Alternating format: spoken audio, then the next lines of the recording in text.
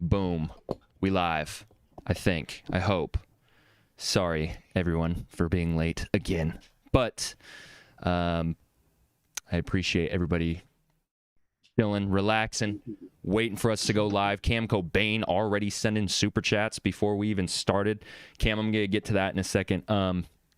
We've got two people who are filling in last second for us. And this is why the Players' Choice community is the best. Because last minute, I reach out on Discord and I say, who can join the show? This is with 15 minutes left before we go live. And Ace Boogie and Taz stepping up to the plate, bros. I appreciate you guys so much. Thank you guys for joining us. Ace Boogie, say hello. What's up, guys? How y'all doing? Taz. What's up? What's up? What's up? And also, last show, I had mentioned this at the end of the show, if you made it there. Cam from IG Live. I wanted to shout you out. You DM'd me after the fact. He joined us on IG Live when I was in LA sometime last week or whenever that was, a week and a half ago. Want to shout you out. Appreciate you, bro. And I also made another bet. And if you're in the Discord, you already are probably aware of this. And if you're not in the Discord, you should go in there. I made a bet with Simp, our mod, one of our mods. And if the Mavericks do not make it to the NBA Finals, I have to wear a maid outfit live on the show. But if the Mavericks do go to the NBA Finals, he has to wear a maid outfit and post it in the Discord. So make sure you join the Discord. Anyway, on to the show. Dell, how are you doing? Can't complain. Can't complain at all. Ready to take over the show with these minions. Ready to start cooking with the minions? Mars, what have you been up to? You've been with these rookies. Mars, you've been super quiet in the Players' Choice DMs. That is true, Mars. You have been Telegram off, not comparable to your normal response time. I think it's the playoffs, man. When the Warriors are in the playoffs, I get nervous. I talk less. They've been in the playoffs. They've been in the playoffs the first two rounds.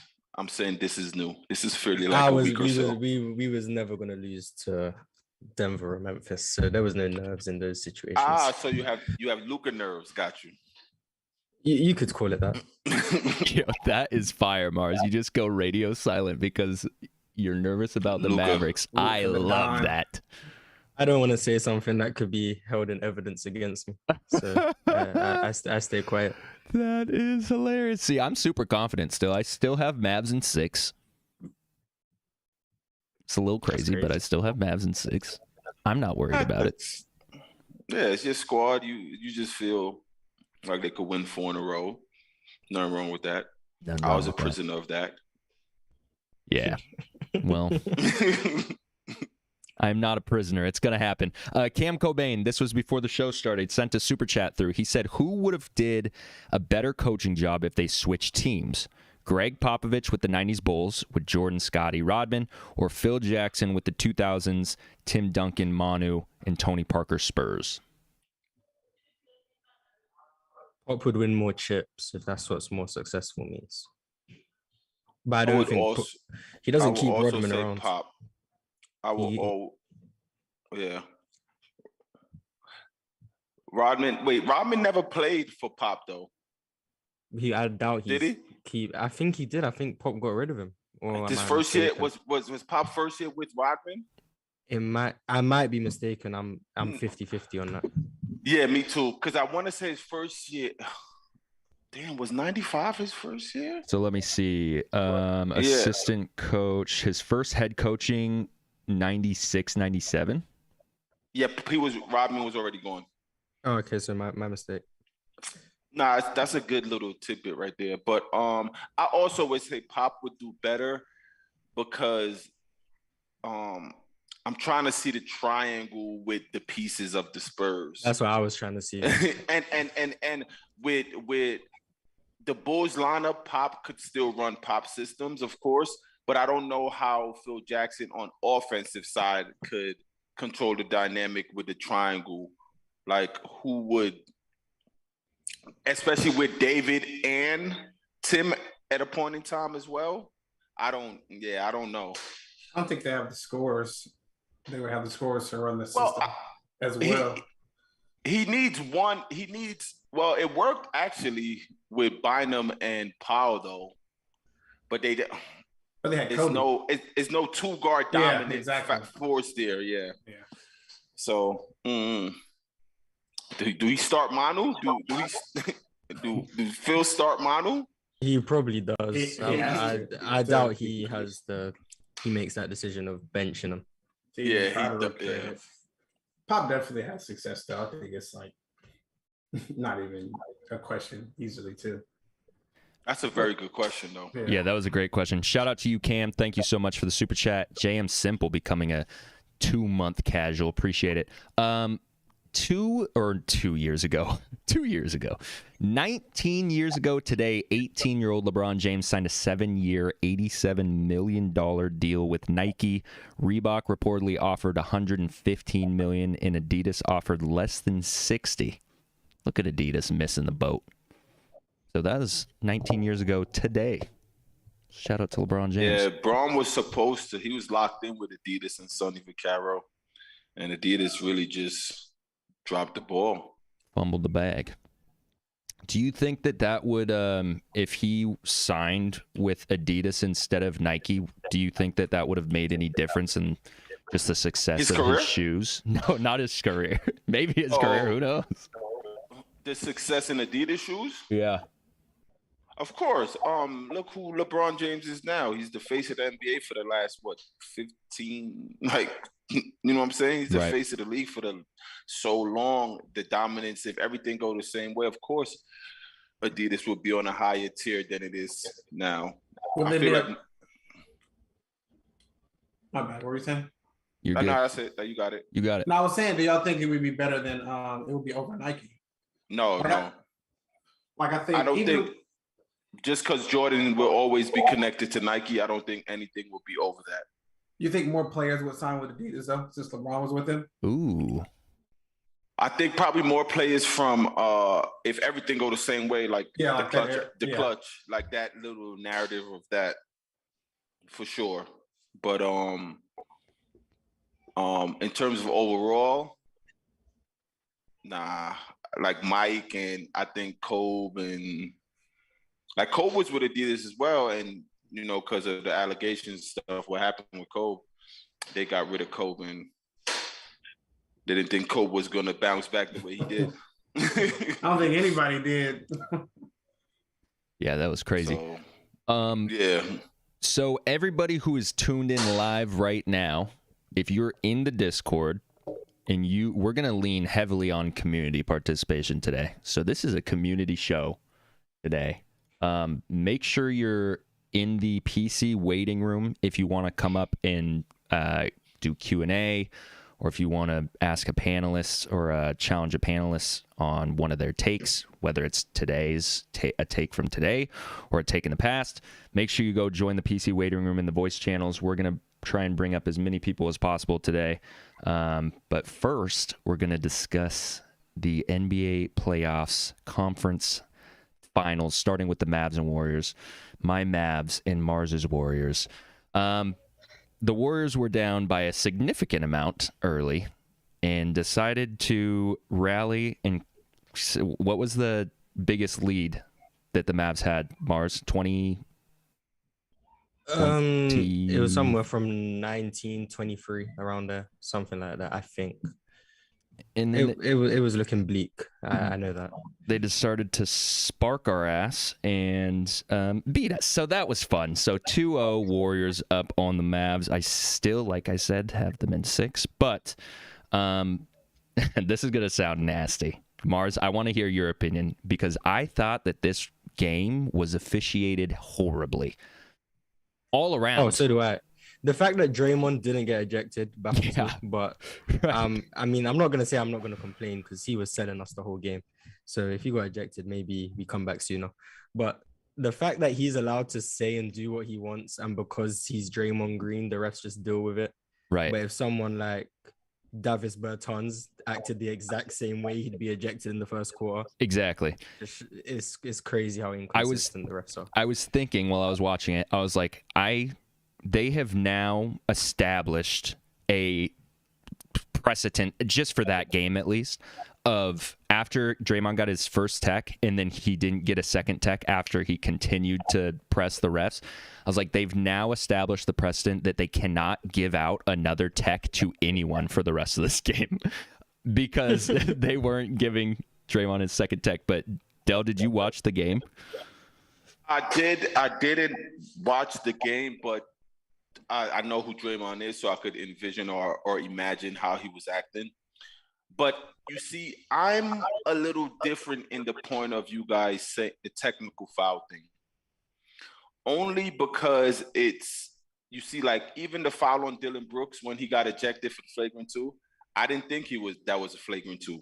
So like how you say for the technical foul and the way he's acting, if that was Davon Burton's on the foul with Dillon Brooks, it wouldn't have been a flagrant 2. You see what I'm saying? Like so they let Draymond speak.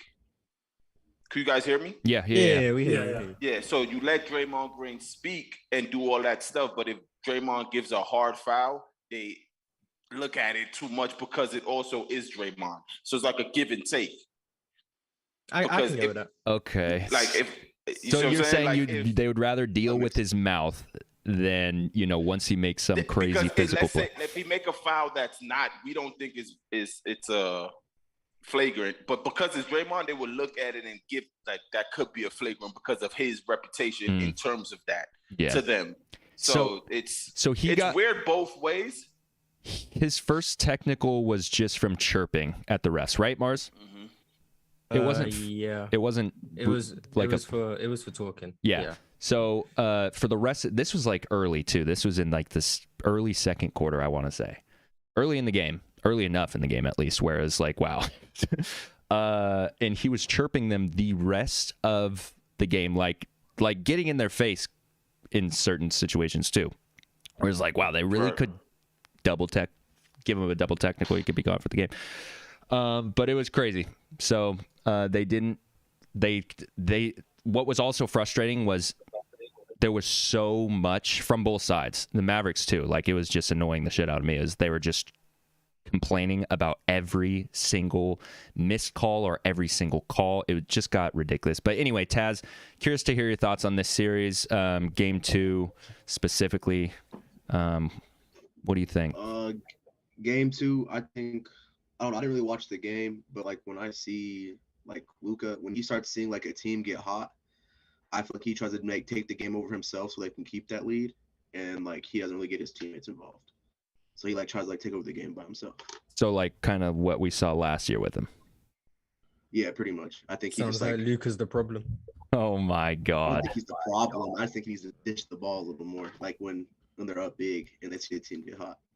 You know what? I watched that game and I have to I don't know about that because the fourth quarter, Luka was shooting, but I think honestly, who goes one? Jalen Brunson really attacks. Like he attacks. Mm-hmm. So I can't say a game where Luka has 42, missing like 7 shots. I think like great percentage, and Jalen Brunson has 31. Reggie Bullock has 15. Like I feel like the defense, which holds them together, has been. I think that came up. I don't think it was anything really offensively other than missing shots, but I remember I don't think Luka took some questionable shots that game because who attacks more than anyone one-on-one and going downhill is Jalen Brunson, and Luka looks for him a lot. Mm-hmm.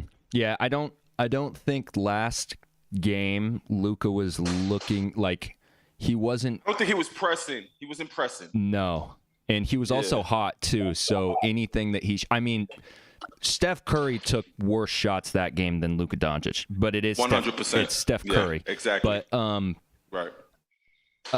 I don't think that Luka definitely wasn't the reason that we lost that game. It is just that we started breaking down. Everyone was missing shots, and then the Warriors started making their shots. Was missing open shots. I thought Maxi Kleber could have. I mean, that's him.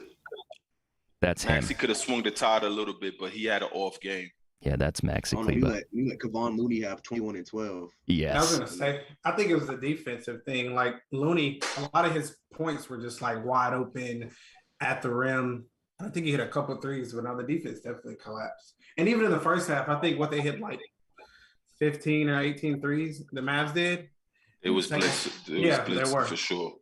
In the second half, like you said, they just weren't falling in, and then the defense was just collapsing. Like I think Looney has never even scored more than double digits in a game before or something like that. In a game, nah. Hey, no, don't disrespect. Don't disrespect He's a scorer. It wasn't. He wasn't close to 20 though. I'll say that. Yeah, I think that was his career high. It was his career high. Career high. I think it was his career high. Yeah, that was crazy. He's got double digits. That was heat. I want to talk about the superstar matchup though in this game, Luka versus Steph. I'm curious to hear your thoughts, and then I want to know who do you think throughout the duration of this series is going to be or have the best performance. Mars, we'll start with you. I mean, best statistical performance will probably always be Luka. He just stuffs the stat sheet more than Steph. But what I've seen from Steph the whole playoffs is the first 3 quarters, he's not as aggressive, or even if he is as aggressive, he's just not scoring as well as he usually does. But in the fourth quarter, he's been closing like every game for us. So if we're looking at who's maybe making the biggest shots or who's closing the games, I'll say it's Steph. But if we're looking at just who has a better statistical performance, I'll go with Luka in that respect. Ace?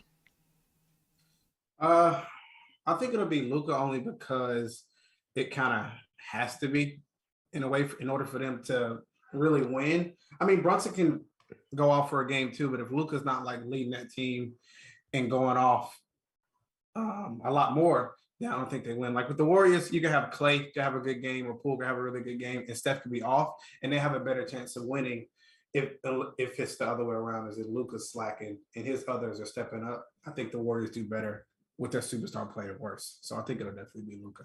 Taz? Because it has to be. Yeah, I'd say Luka, just because the surrounding pieces around him can't really like go off as consistently as like Clay or Poole or like those players that Curry has around him. All right, Dell. Thoughts? Yeah, I'm gonna go with Luka as well, but it will always be viewed at the end of the game as Steph and Curry had because his excitement, like Steph, he has a flair that his 18 points could look like 38. Yeah, that's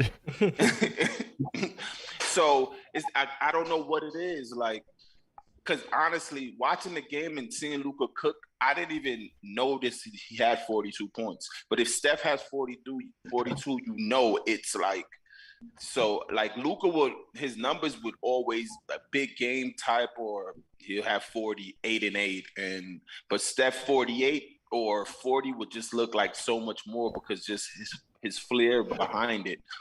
But I'm gonna go Luka in terms of numbers though. But like, of course, impact and flair, I'll probably go with Steph.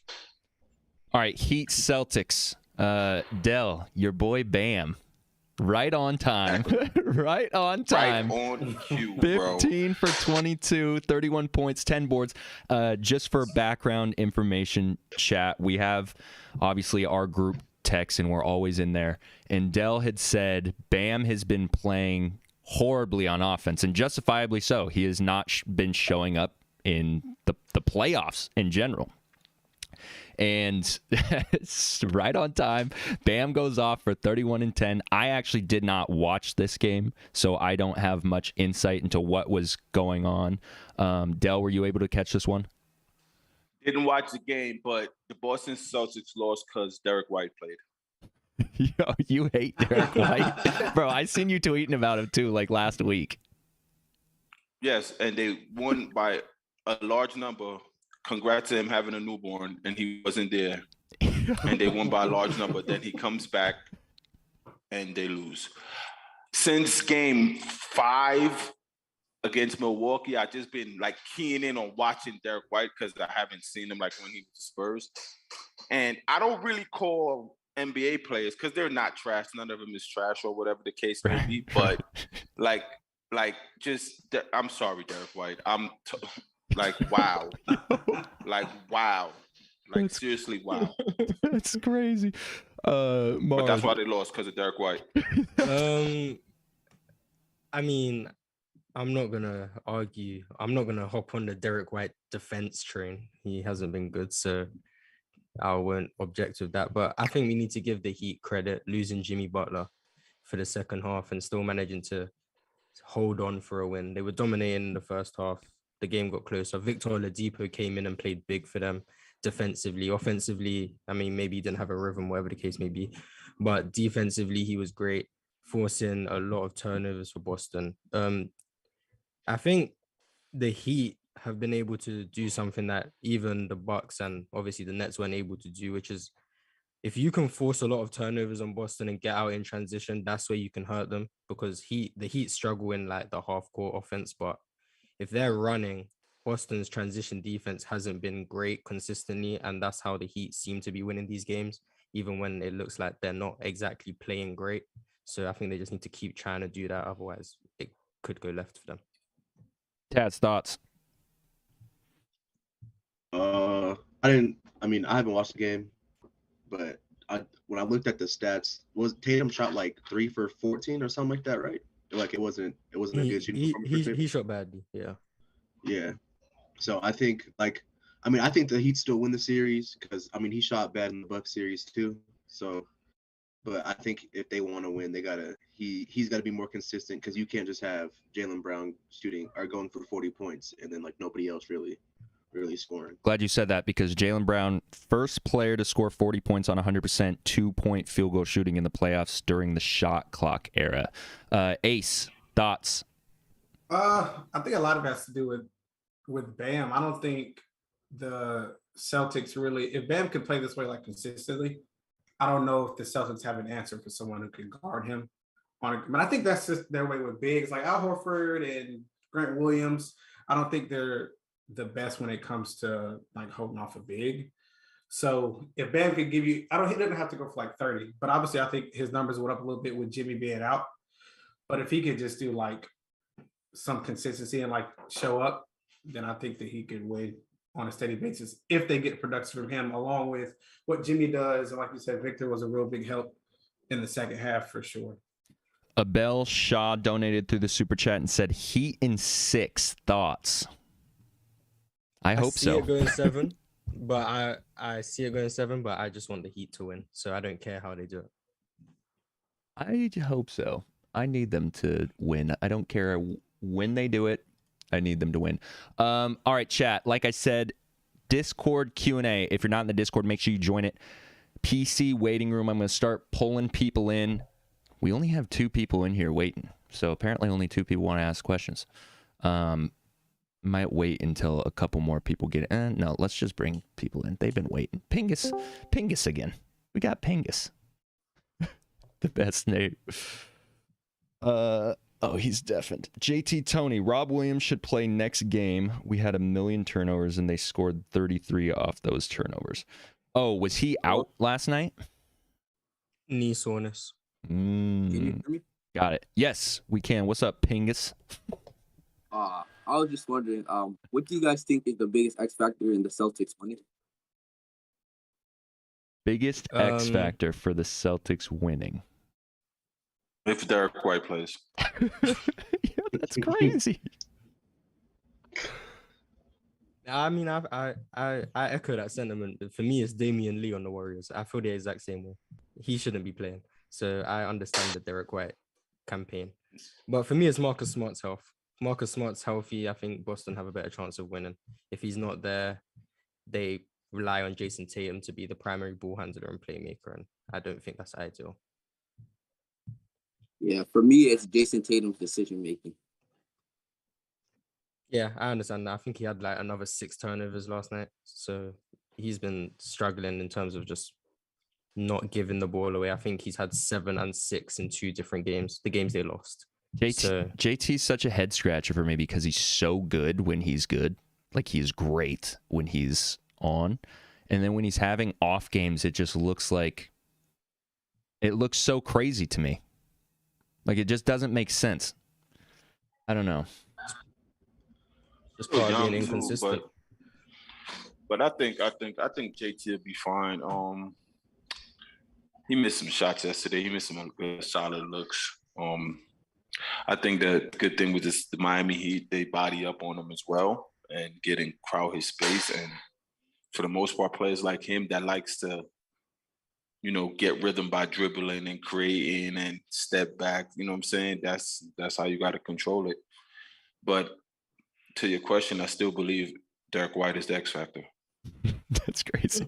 Yo, Pingus, do you have any other questions? No, that's it. Thank you, guys. Appreciate you tapping in. B Mikes. What up? What up? What up? Yo, can you hear me? Yes, sir. Yo, I'm at the gym right now. What's good, boys? Fire, bro. Get that lifted. What you got for us?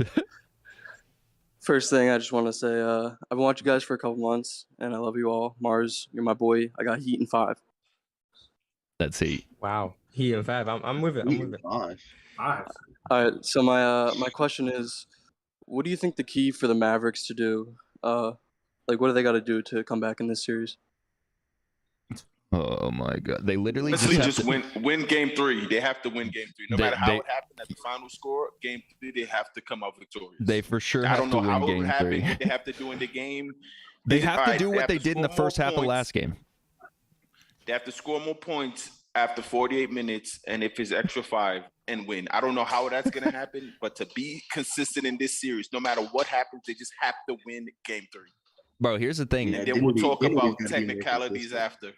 In the first half of the last game, they played really good defense. I mean, granted, Warriors were missing some shots, but the Mavericks were forcing them into taking tough shots, and they were actually playing great defense. And offensively, we were making shots. We were getting to the basket.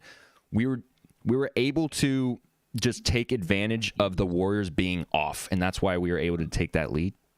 If we can just replicate what we did in the first half against the Warriors and do that for a full 48, and like Del said, win game 3, we just have to go one game at a time. One game at a time. Ace, do you have any thoughts on how the Mavs need to, or what they need to do to pull this off?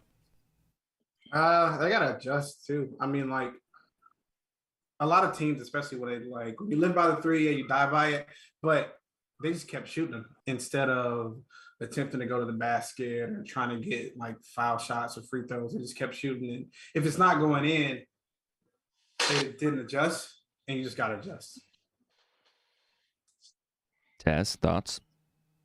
I think Dinwiddie got to be more consistent because he played 20 something minutes yesterday or the day before last game, and I feel like the Mavs are not a very fast paced team to keep up with the Warriors. So when they try to keep up, they're kind of lackluster. So I think if they can pick up the pace and learn to play fast with the Warriors, I think they'll be fine. I'm about to have an answer for you in 1 second. Box score. Spencer Dinwiddie, 22 minutes, 2 for 6, 4 points. That's fire. Yikes. Yeah, how many assists did he have? He got to score more. He had he took 6 shots. 4 assists. I mean, everyone else was hitting shots. He didn't really need to be aggressive. That wasn't a game where the offense was the problem. Exactly. I'm not looking at his inconsistency. He took 6 shots, 2 for 6, rhythm, whatever the case may be. But Reggie Bullock had 5 threes. Luka had 40. Brunson had 30. You guys got to win that basketball game.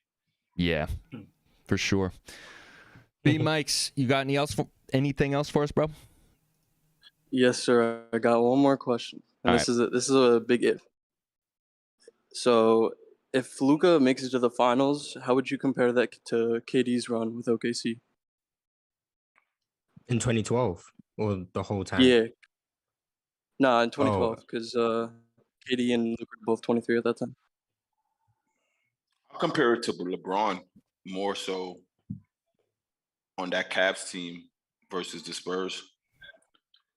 Well, that comparison makes more sense because KD had Russ, who was already elite. Harden was 6th man of the year. Man of the year, yeah. It was a good team.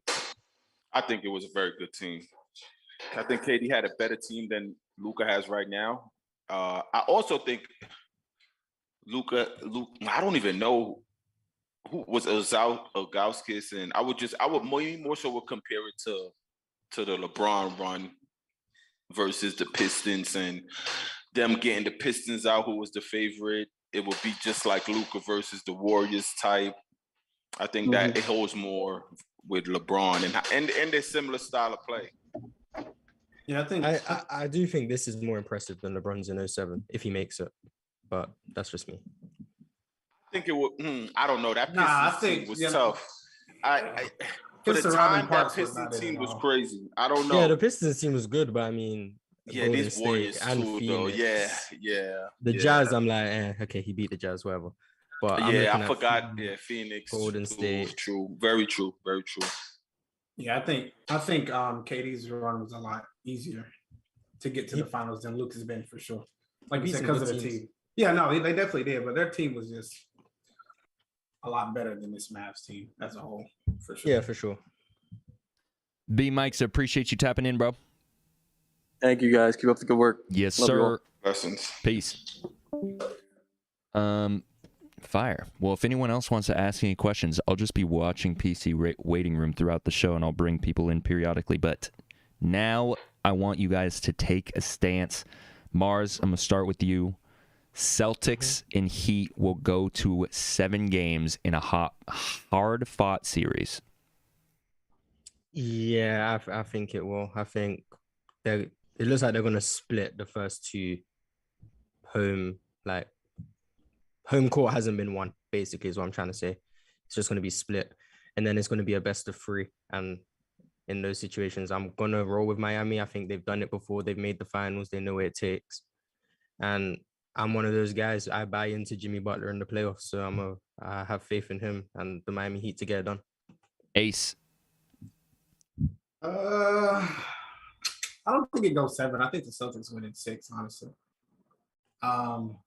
I think they'll be able to still they'll protect home court and then they'll win that game 6 in Miami. I'm sorry. They'll win game 6 at home and close out the series. So I got Celtics. They'll win 4 in a row. 3 in a row. 3 in a row. Yeah. Okay. I hope you're so wrong. I think Boston wins too. I hope you're wrong too. I really do. I'm praying you're wrong. Yeah. I like hard fought 7 games. 1 game, Jayson Tatum versus Jimmy Butler down in South Beach. The winner, I have no idea. Taz? I think it'll be a hard fought. I think it's gonna be, if it goes 6, I got Heat in 6. If it goes 7, I got Celtics in 7. You think Celtics winning on the road in game 7? Yeah, he thinks Heat's winning the road in game 6. Damn, home court advantage just doesn't exist. Exactly. All right, we got somebody for Q&A. Meet Max. Yo, Meet Max is crazy. What's up, bro? Name is OD. Max. I got a question for Mars. I hate Mars. He said, I got a question for Mars. He said he hates Mars? Yeah. Go ask it. I've been trying to ask this question for weeks. All right, ask away. How do you think Steph is a better playmaker than Kobe? How do I think Steph is a better playmaker than Kobe? Because I think playmaking is how you create opportunities for other people. And I think Steph and Kobe, you could argue they're comparable as passers. I wouldn't be mad at that. But what Steph does in terms of how he just changes the dimensions of the court and how people, like the gravity he has. Okay, I get you on it. Yeah, gravity. Just the way I think Kobe's great off the ball, but it's more so in a scoring aspect. Whereas I think what Steph does is the amount of times you'll see he'll come off a screen and 2 guys go with him and it leaves open a layup. For me, that's playmaking. Other people don't view it that way. But for me, Steph made that play. He created that layup without even touching the ball. And that's why when I say Steph's one of the 10 greatest playmakers of all time. And it's because of things like that, which is why I put him in such high regard, which is why So Steve Kerr is the playmaker. In terms of what you think, because he drew up the play. Because the system, right. I mean, well, the system works because of who Steph is as a player. No, just so this is what I'm saying, like that gravity pull. So Clay is an awesome playmaker to you as well. Awesome, no, but he makes awesome in moving. He draws without the ball. He doesn't move off the ball like Steph Don't does. die on this cliff. He doesn't move off the ball. He doesn't move off the ball like Steph does. But Clay also has similar gravity to Steph. But he doesn't move off. Jordan Poole moves off the ball better than Clay. Be a top 10 playmaker to you? Is who a top 10 playmaker? If Dame was in that system, would he be a top 10 playmaker to you? Well, I don't know. Yes. I have to see Dame in that system. I can't just say put someone in the system and they are. I have to see them in it. I can't just assume. Based off what I've seen, Steph is a top 10 playmaker to me because of the way he warps defenses, changes the dimensions of the court, and creates openings for other people without even having to touch the ball. For me, that's playmaking. For a lot of other people, playmaking is just passing the ball, which is why they say Draymond Green is the playmaker on Golden State. I push back on that. I don't think he is. But that's just me personally. So what about Kobe making the playmaker of Golden State? What about Kobe making open shots for players with the ball though? Yeah, I said they're comparable as passers. I didn't refute that. I think I don't think Steph's a great passer. I think he's a good passer. I think Kobe, when he wanted to pass, was a good to great passer, but he was more leaned in towards scoring, which makes sense because he's Kobe Bryant. But he was a capable passer. I think they're similar level. Steph's a 7 as a passer, Kobe's a 6.5 or a 7. But I think what Steph adds that Kobe doesn't is that gravity and that impact without the ball. Max, go ahead. Last thing, when y'all got high IQ basketball people on here and Dub start with the narrative that people don't make people better, can y'all just boot them out and get them back in next episode? That's all I got to say. Oh, appreciate you tapping in, bro. Oh my God. Oh my Lord. That was fire. That shot at Dub. That's crazy. I have no idea why the guy hated. Bro, Dub catching the stray. He started off that right at the end too. Hot coming in with the Dub always catches strays. That's true. Yeah, I don't know why he hated me. And then the question wasn't even crazy. I thought he was going to talk about your Larry and Kobe take or something. I thought it was going to be something that justified hate. Yeah. Tavares, what's good, bro? Oh my God. Yo, what's up, GD? What's good, brother? What do you got for us today? It kind of looked like to me, Dub ain't here. I really want to talk to Dub, but I got a question for Mars. Yeah, go ahead. What's up? So it looked like y'all finna make easy work on the Mavs. No offense, ZD. I don't think y'all can handle them boys for real. But if y'all do beat the Mavs and make it to the finals, like which team scare you the most, the Heat or the Celtics? Oh, the reason I want the Heat to win is because I don't want to play Boston. I think we lose to the Celtics, so I'm rooting for the Heat because I think we can beat them. But if we play Boston, I probably have them winning in 6. But if we play the Heat, I think we can win in 6 or 7. So that's why I'm a Heat fan in the East and I'm a Boston hater. That's fire. That's a good answer. Did you have anything else, or was that your only question? Nah, that was it. That's Heat. All right, brother. Appreciate you tapping in. All right. Next one, take a stance. The Mavs won't win more than one game against the Warriors. I think that's for you to answer, JD. They for sure win. They for sure at least win one more. They're gonna win the series though. Okay. If they lose game 3, I think they get swept. Honestly, this is giving me 2019 vibes. That's what's giving me. If they lose game 3, I think they get swept. If they lose game 3, I'm gonna cry. Yeah, I think they get swept. I don't think they're gonna lose, but if they do, they're getting swept. Oh no, I think they're 6. If the Mavs get swept, right? Yeah. If the Mavs get swept, what does that say about Phoenix? That's a good point. Nah, it says nothing though.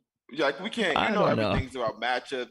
It's about matchup timing and all that stuff. It really does say nothing about Phoenix, to be honest, bro. Like, because you say what it say about Phoenix. Like, if the Mavs get swept, the Grizzlies won 2 games against the Warriors. What does it say? Nothing.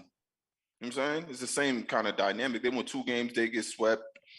Like I would take Luka and the Mavs versus the Grizzlies if they were playing. You know what I'm saying? You take the Mavs over a healthy Grizzlies. Absolutely. Yeah. Yes, I would. I think that's for a tough sure. series. I still think that this is. It could be a tough series at 7 games. I'm taking Luka in the 7th game. Then I would. Oh yeah, Ja. if it goes 7, I'm always taking the best player in the 7th. I think that this is still a better matchup for the Mavericks than the Mavs versus the Suns. Why?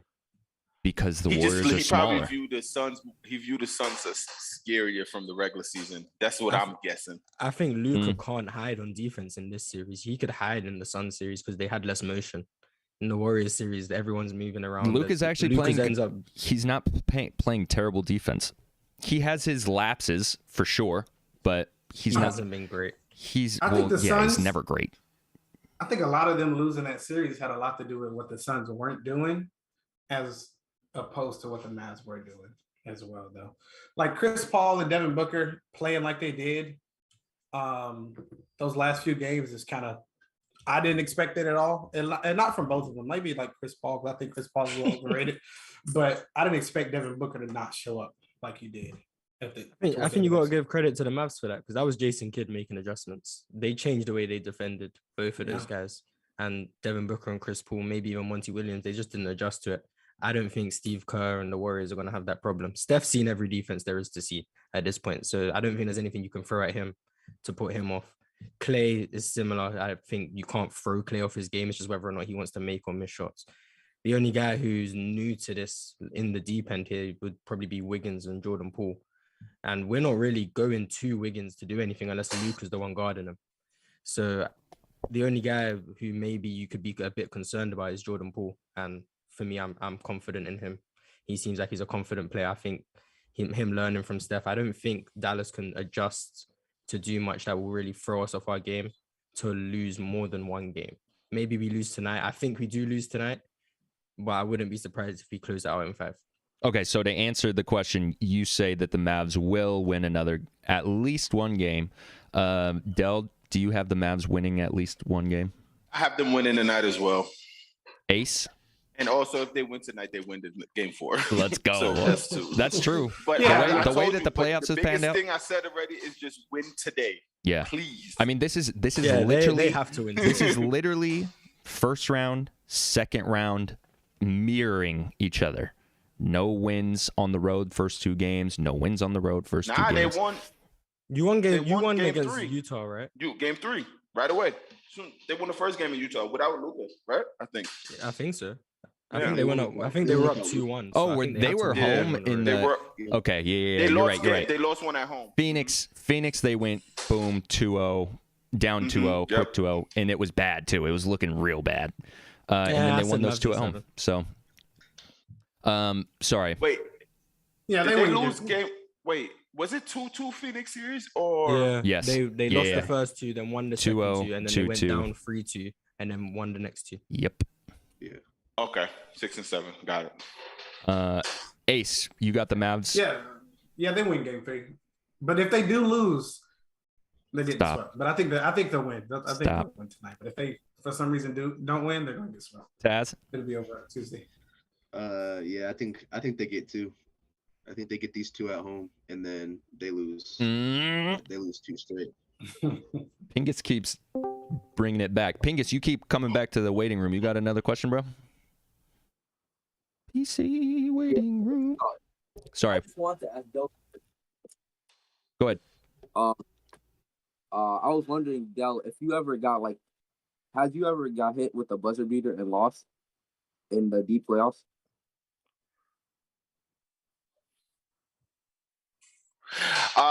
And as a professional, he talking about me? Yeah.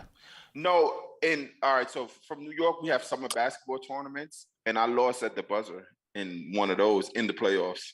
It was very heartbreaking, and it's on YouTube, and I'm gonna send it in the Discord. Oh, okay. I was wondering, how is that feeling like? It was pretty sad. It's a great tournament called Gersh. It's played at my junior high school, and it's the city be OD lit. It'd be crazy. And we lost on a tip in at the buzzer, and it was sad. It was very, very sad. That was it. I think worse than getting blown out. Of course. Yeah, because you want to win that game when you feel like you had a chance to win and it gets taken. You had away. a chance in the third quarter. You like, let's chalk this one up. Like, there's nothing you could do. They had their best game. We had a worst game. But the back and forth is like back and forth. To lose at a buzzer means it's like at a moment while he took that shot or that happened, you still had a chance of winning in your mind. You know what I'm saying? And like Shaq just lost at the buzzer in the final four in the EuroLeague, and it was brutal to see, and I could just like understand it. Then you nitpick so much plays because it came up to one possession, so you just nitpick. When you get blown out, like it's like, yeah, they had a good day, whatever. It's like just you don't even have to watch film. You throw this up and you throw it away. Yeah, bro, that was the most deflating shit I ever watched. Like, oh my god. Oh my god, it still stings. But thank you, Pingus. Appreciate you tapping it again. God, that stung. Take a stance. Chris Paul can sustain his same level of play for one more season. Mars. In the regular season, yeah. I wouldn't be surprised if Chris Paul still looks like an all-NBA point guard. But the playoffs, we're seeing him being a smaller point guard, him not having as quick a first step. There's defensive coverages you can put on him that will slow him down. But in the regular season, I think he'll look fine. People will just say, oh, he had a bad playoff series, and then the playoffs will come back again. We'll see Chris Paul struggle, and then people will finally realize that it's a pattern. Ace? Yeah, I mean, he plays okay in the regular season. Like I said, I've always thought Chris Paul's a little overrated, in my opinion. But like you said, he definitely disappears when it comes to the playoffs. And he's a smaller guard, but how tall is Brunson compared to Chris Paul? Brunson's like 6'1", I think, but he plays like he's a I was gonna say, he's like, he's backing down Chris Paul, and it's like, come on, Chris Paul. We can't really say anything about that. So we'll see, I guess. However you guys like Chris Paul. You sound like Patrick Beverly. Del, what do you think? Chris Paul. Ask the question again. I was looking for the buzzer beater. Can Chris Paul sustain the same level of play for one more season? I think he can. But I think the limit of him in the regular season, it'll just be dialed down just so he can have more time and energy in the playoffs. So I think I don't think that much force on his body will be. I think he'll more so give the keys over in the regular season to like a Devin Booker to just save energy. Chris finished up with three bad games, but like for the most part, like I don't think what everybody's saying about him now, it's like what I say. It's like it happens. Like the first two games, he was still Chris Paul. The last three, he's not. Jayson Kidd did a hell of a job in neutralizing whatever was happening with him. Look into that, but just don't say his whole career. Just and I never viewed Chris Paul as overrated. That's one thing I would never ever say either. Right. Yeah, I don't think he's overrated. Yeah. Agree. Taz. Yeah, can you repeat the question one more time, please? Yeah. Do you think can Chris Paul sustain the same level of play for one more season? Oh yeah, I think he'll be the same Chris Paul in the regular season he is every year. I don't think that's really gonna change. I just think it's the whole narrative of him like in the playoffs. He's not that good in the playoffs. Like he's good like for a couple of games, and then some games he's just not the same. And whenever he turned 30 something, he just wasn't the same Chris Paul. Mars, Jimmy Butler is the best player left in the playoffs. What? What's so funny? I think he's the best player in the East, maybe, debatably. But it's 50-50. But the two best players left in the playoffs both play in the West. So I don't know. What do you mean you don't know? So where's Luka play? Bro, Jimmy Butler might be the best player in the playoffs. The way that he plays in the playoffs, he might be ace. Do you think Dallas have a better chance of winning this series against Golden State with Jimmy than Luka? I don't know. Bro, the way that he's playing in the playoffs, I don't know, bro. He's just different. He's just different. Ace, what do you think? I don't think he's the best, but no, he's not the best. He's top 4. He has to be top 4 because there's only 4 teams left. Yeah, he's top 4. He's top 4. Yeah, no, I don't think he's the best. I think if I had to go ranking, I think Luka, Steph, Jimmy, then Tatum. Those 4. So I'll give him 3rd. I think Luka's the best left though, like for sure. But no, Jimmy's after Luka and Steph. Dell is playoff Jimmy the best player left in playoffs? He's not. He's not. I still think Steph Curry is the best player in the playoffs. Same. Yeah, I think Steph still is. And then of course that magician at 23 years old or whatever you want to call him, Luka. I have Tatum over Booker. I think Tatum's a better player than him. And he ramps it up in the playoffs. The numbers go up for sure, but I think Tatum's still a better player than him. Then of course it's Jimmy. Taz would be 5th. After this, Jaylen Brown to me. Jaylen Brown. I'll probably Jaylen Brown. Klay Thompson, LeBron. If you're looking that way, either Jaylen Brown, Klay Thompson, one of them two. Taz? I don't know about Jimmy's he's 3 or 4. If you want to put Tatum or him at 3, I don't care. But yeah, he's not better than Steph or Luka right now. Man. Okay, can we talk about Jimmy Butler for a second? Because I feel like, and I am a victim of this, or this is something that I did this, last show? 2 shows ago. I didn't really give Jimmy Butler enough credit. I take that back. I'll walk it back. Jimmy Butler in the playoffs it's actually insane. How poised he is, how well he can actually carry a team. I didn't think that he could just carry a team like that. Why does Jimmy Butler get overlooked when we have these conversations of top 5, top 10 players in the NBA? Whatever the conversation is, Jimmy's just never a part of it. Why do you think that is, Mars? I think because he's not a top 10 player, though. Yeah, because he's not better than top 10. Yeah, he's close. I don't know now. I think you can argue him in the top 10.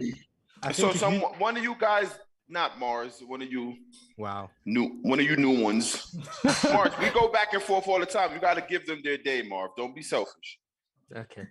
One of you guys give me you guys top 10, and I want to see where Jimmy Butler will fall. Because you said he's debatable. You want me to go or you, Ace? Yeah. Are we going everybody healthy, or are we taking out guys who are unhealthy? I think everybody. Top 10 player. Yeah. Everybody healthy? Yeah. It's gonna be worse for Jimmy if everybody healthy. I'm gonna say, hold on. If we do everybody healthy, that's I can't argue. It's worse for Jimmy if everybody healthy. I can't argue. Let's go with this year, this regular season, and all that. Let's go this year.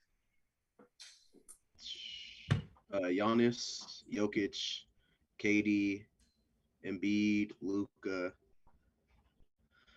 LeBron. That's 5. 6. Devin Booker. 7. Tatum. 8. Ja. 9. I feel like I'm missing somebody. Jimmy Butler. You haven't said Steph. You haven't said Steph. Did I say Curry? You haven't said Steph. You haven't said Damian. You haven't said Damian Lillard. You haven't said Paul George, and I think Paul George is better than Jimmy Paul Butler. George. Yeah, Paul George. Still. That's Dame Lillard. That's 12. You said a couple guys who I disagree with, but I don't think Booker is better. I'm not taking Devin Booker. I'm not taking Ja Morant. Yeah, I think Paul George is debatable. I think him, Tatum, and Jimmy Butler are all in the same category. But I have Jimmy around top 12 on a good day. On a good day, he can maybe be 11, but I don't think I can have him in the top 10. You don't think Devin Booker is better than Jimmy Butler? Yeah, I was gonna say, why is Devin Booker better than Jimmy? I mean, I think Devin Booker's a better scorer, but that's whatever. I mean, I think impact on the game. I think Jimmy Butler's a more impactful player than Devin Booker. I think the reason we overlook Jimmy is because he's not as strong a scorer as guys like Paul George, Jayson Tatum, Devin Booker. I think that's why he gets overlooked. Even guys like DeMar DeRozan, I think they get maybe put in a higher regard because they are more dominant scorers or. Bro, I don't know. I don't think it's the conversation of stronger scorer because he's a strong scorer. I think it's the way that he gets his buckets. It's not like flash and frill. It's just like it's like bro. I don't know what some nights in the regular season he's not a great scorer. He averages like 20 a game. That's fine. A lot of them are free throws. So people just look at him a bit differently to guys who maybe Prisoner 23, 24. A moment is really good. Like it's damn near a sin. So y'all don't think Jimmy? If Jimmy I like wanted Jimmy. to, I think Jimmy's good. Jimmy's a more top points in the bro. regular I just season? want to look at his playoff Jimmy stats. has the case for being top 10. Like I've had Jimmy in this. I've held crazy. Jimmy in this regard for a couple years. So I think he just chooses. I wouldn't say necessarily he chooses not to score, but I think if he wanted to score, he definitely would. And you didn't say Braun, Anthony Davis. No, I didn't give my 10, but like I'm just saying, generally speaking, Braun, AD, yeah. like none of those was mentioned. But like, I could take Ja, Booker. I could take them out and I put Jimmy up there. Like, let me think. All right, so I'll go. I think John Moran is a better player than Jimmy Butler. I think Devin Booker is a better player than Jimmy Butler. Bro, I don't know. What I'm seeing right now is like swaying my. Go ahead. Right, that's what I'm saying. The prisoner moment stuff is real. Bro, I don't know if it's prisoner in the moment or if it's just me not giving credit where credit's due these last few years. No. I mean, I will say after the playoffs last year, it would be very hard to say Jimmy Butler's arguably top 10. So because he played bad, right?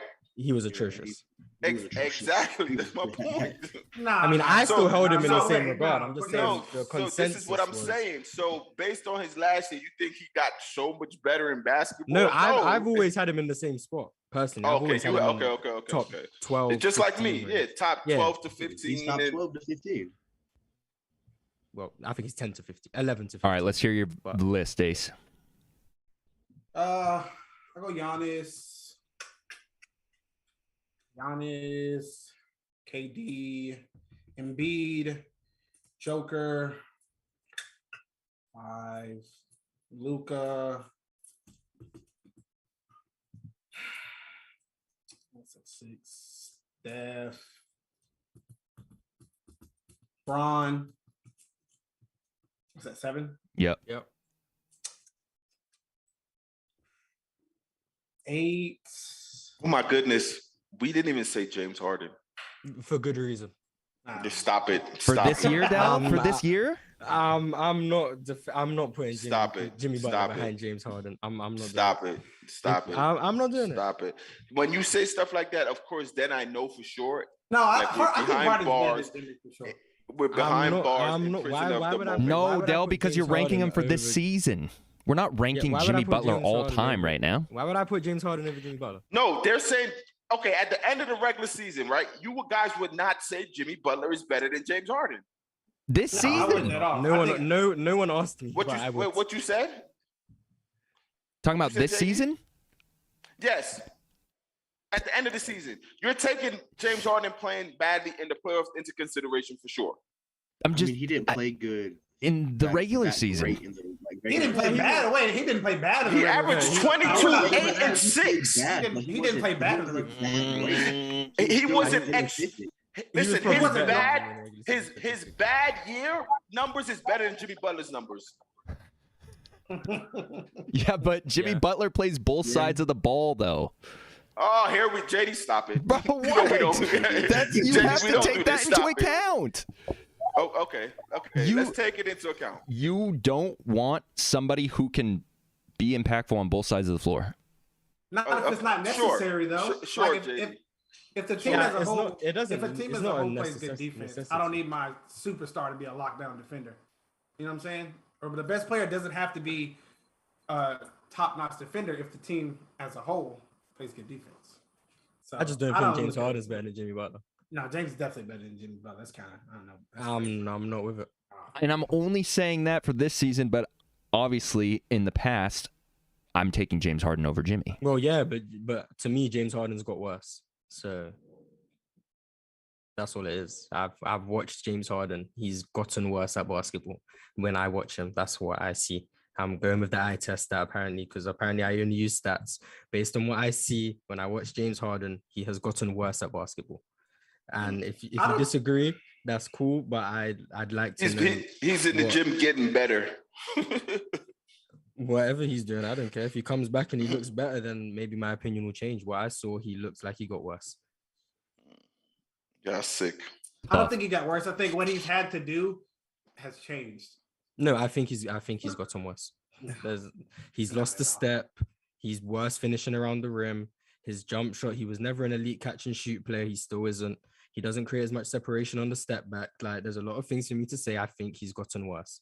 Does Jimmy do any of that though? Jimmy was never doing that in the first place. I don't think you have to be an elite creating space on a step back to be better, but that's what James Harden did. And so what makes Jimmy better than James Harden? I think Jimmy impacts the game a lot more defensively. That's one part of the game. I think offensively, I'd still say James Harden impact the game defensively, on ball defense, correct? That's it. That's that on ball and off ball, regardless. Rotations in the passing lanes, on the ball. Whatever you want for defense, I'm taking Jimmy Butler over James Harden. Me too. Is that why he's better? I was getting to it, but then I got asked about defense. On offense, I think James Harden's still a much better playmaker. I think he's still an elite playmaker in the league. As a scorer, I mean, I'm watching James Harden. I think I'm taking Jimmy Butler as a scorer over James Harden. Jimmy's not a better scorer than James. Yo, we're not doing. I think I am. We're not doing. You're not Mars. Here with you, Mars. Jump off this cliff. Let's go. I don't think Jimmy Butler is not a better scorer than James. Why? Because James Harden has a step back. Is that why? Because you said it. You said his step back's not there, but Mars, stop. No, I said it's gotten worse. I said he creates less separation. He finishes worse around the rim. Jimmy Butler gets to the free throw line just as much. If he finishes worse, I still think he's a better. He gets to the free throw line just as much these games. Like we're not like, come on, Mars. Jimmy Butler is getting to the free throw line like 8-9 times a game. All right, so Jimmy Butler in this year that you're saying is better. What was his numbers? I don't know, 21-7. And this is James Harden down year, playing with 17 teams in 1 year. Yeah, but I think you can impact the game without getting numbers. I think Draymond Green is a top 30 player in the NBA, and he doesn't average 10 in any category. So if you want to use numbers, we're not bringing up anyone else because but I don't get what bringing up numbers don't mean you are playing goods. Numbers mean based on everything you just said, when you call defense, passing lane, all that stuff. Yes, you're saying scoring and all this. You brought up numbers when you said get to the free throw line the same. That's to create numbers. So I'm just based on those numbers. I'm talking about them as scorers. I think James Harden has gotten worse. I think at his best, obviously, Miles better scorer. The James Harden I see now, he doesn't beat defenders with the same regularity. He doesn't finish at the rim close to as good as he used to. I think he gets blocked the most in the league. He doesn't get to the free throw line the same, which is clearly hindering his scoring. He doesn't create as much separation on the step back, which is why his 3-point percentages are going down. Everything to do with James Harden as a scorer has gotten worse this year. He's been an inefficient scorer, and he used to be relatively my point. Efficient. And everything you're saying makes sense. And his numbers are still better in terms of scoring than Jimmy Butler. Yeah, he averaged all of 22 those things a game. you said. Yes, he James averaged 22 a game. Worse. So doesn't that make him a better scorer? And it's better than what Jimmy averaged. Do more points per game make you a worse. Do more points per game make you a better scorer? If it does, then fair enough. Then I won't argue. No, my point is what you're bringing up. You're bringing up is to hinder how it went from 30 to 22, right? So when he averaged 30, he was a better scorer than when he was at 22. So right? Yes or no? Well, yes, he was a better scorer. Okay, fine. So because he's average, based on everything you're saying, so when he's at 22 on the worst splits ever for James Harden, it's still better than Jimmy Butler's 20 or 21. They average 0.6 difference. So it's better. So you're saying my logic is whoever averages more points is the better scorer. No. That's what you're saying. My logic is. No, you know what your logic is. Don't try to change your own logic. My logic is James Harden's gotten worse. And he's now worse than Jimmy Butler. But his worse is still better than Jimmy. Why? Because your numbers said so. Well, my numbers were that he creates less separation on step backs. That's not a number. He gets to the free throw line less. Cool, that's a number. He finishes at the rim worse. Whether you want to use numbers or not, that's a fact. The reason why James Harden was such a great scorer is because of the things that he is No, now no, worse no, at, no, no, he was no, great no. at. And now he's gotten worse. I think Jimmy Butler's at a level. that I might he's be at. with you, see what Mars. I you're think I'm doing. with Mars. I'm a Martian today. No. I don't. You see what you're doing. You're saying he got worse at these things because of the numbers, though, not because of anything else, but the numbers. What's the numbers got to do with his step back creating less separation? Okay, so Because since it's not. It made his numbers go down. So But I'm not talking about his numbers. I'm saying aspects of the game where he got worse, and you're talking about numbers. I haven't said a number. Yo, you said So the aspects aspects step back. The aspects of his game that got worse affected his numbers. I'm not saying because of the numbers But that's he's my worse. point, though, Mars. But I'm not because saying if he's he worse come because of back the to- numbers. I'm not saying But that. no, listen. I'm saying that because if his he comes game back affected to- his numbers. If he comes back next year, right, and makes those same step backs that he did, his numbers go back up. Are you gonna say his step back got better? It got better from last season. Yes, he started creating that separation he didn't get. Because his separation made the numbers go back up. Nothing else. Well, if he's beating defenders with the same regularity as before, Mm-hmm. and he's creating more separation on his step backs, and he's back to finishing around the rim better, I'd be foolish to say he didn't get better. That's exactly what getting better is. So no matter what, it's He could based on average he could average 22 again next year. But if he's scoring more efficiently and his step back is back to what it used to be, and he's finishing at the rim better, I will say he's a better scorer than he was last year. No, you would not. No, you would not. You still would say no. How are you going to tell me what I was going to say? Because you've done it before. Because you've done it before. You always say this little 0.6 higher for your numbers. If he stays at 22, no matter the splits, you'll still say what you say based on how much he's averaging. That wouldn't make sense because I've know never why? used points per game to say someone's a better scorer. No, because So this that is doesn't make sense. this is what I'm going to tell you. Because if someone averages a point, say they average 30, and the percentages is not compared to someone average 30 or better percentages, you go crazy about that. So if his numbers stay the same, you would be like, his numbers didn't really change. The splits in this and that, the splits in this and that, the splits in left and right, the splits on his step back. His numbers change with floaters and all this stuff. So you're using that. James Harden could shoot whatever he shoots. He's still a better offensive player than Jimmy Butler. Because let's say James Harden is in the passing lanes or helping his teammates better in a better defensive system. We're not sitting here thinking he's a better defensive player than Jimmy Butler. I seen James Harden in the playoffs last year want to go one-on-one with Giannis in the post. Would I still think he plays defense better than Jimmy Butler, guarding Giannis a couple possessions? Hell no. I'm failing to see how he's saying that he's gotten worse. Mars, take the numbers out of it, right? I never used the number. Okay, whatever. Carry on. All right, well, let's both just take the numbers out. Cool. Is Jimmy Butler a better shooter than James Harden? No. Is he a better free throw shooter than James Harden? No. So what does he do on offense better than James Harden? Can I ask you? I want to answer your question, but I'm going to answer it with a question. Is that cool? Yeah. Is Giannis Antetokounmpo a better shooter than James Harden? No. Is he a better free throw shooter than James Harden? No. Am I wrong in your eyes for me to say Giannis is a better scorer than James Harden? Who averages more points? Giannis averages more points, I'd assume, but you said take the numbers out of it. So Right, am I wrong? Am I wrong to say Giannis is a better scorer than James Harden? No, because he is. But what does he do better? He doesn't shoot better. He doesn't shoot free throws better. I don't think Giannis is a better scorer than Harden. Yeah, but I'm asking Voogie because I think he finishes at the rim better. Right. So I think Jimmy Butler finishes at the rim better. I don't think Jimmy Butler finishes better at the rim than James Harden. No, I don't think he does at all. Then I think you're watching the wrong James Harden because I think there hasn't been a guard who's been blocked at the rim more than James Harden. There hasn't been anyone I've seen throw the ball at the backboard more than James Harden. He doesn't do anything.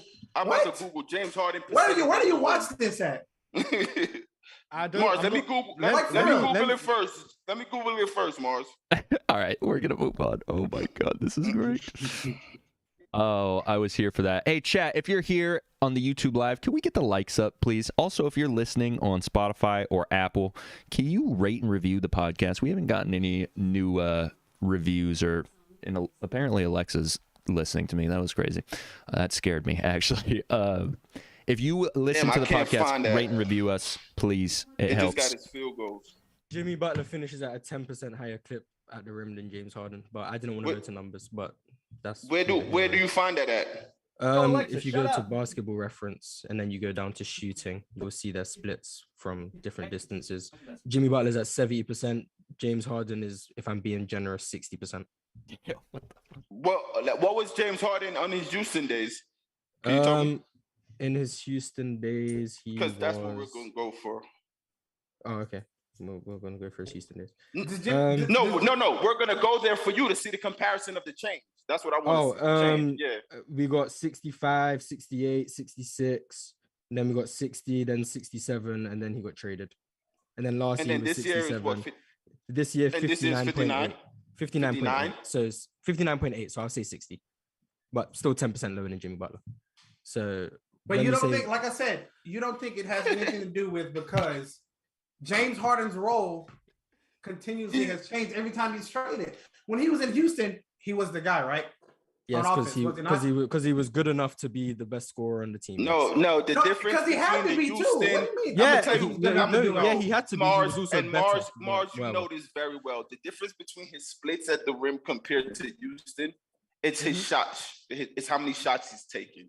So if James Harden with Joel Embiid is taking 4 shots at the rim compared to Houston, he's getting more up for a higher percentage. Let's say he's taking 4 and he's going 1 for 4, 2 for 5, 2 for 6. Because James, his total in shots dwindled, like from Houston compared to Brooklyn and then now to Philly. So of course, if it's 1 for 3, that's what 33, 34%. All that compared to Houston, him going 3 for 6, 4 for 9, those all plays a part in the amount of shots he's taking. So they went down, you could say, the percentage wise based on whatever you're saying, but the context behind it is because of how his whole game dynamic changed and him attacking the rim and not like that changes. I don't think it's because of him not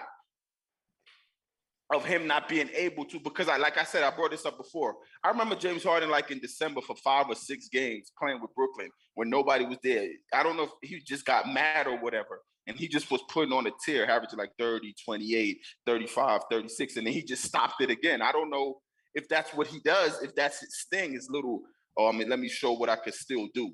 But you know for a fact, James Harden is shooting less, not because they caught up to me. He's because with Joel Embiid now. Exactly. It's a different dynamic.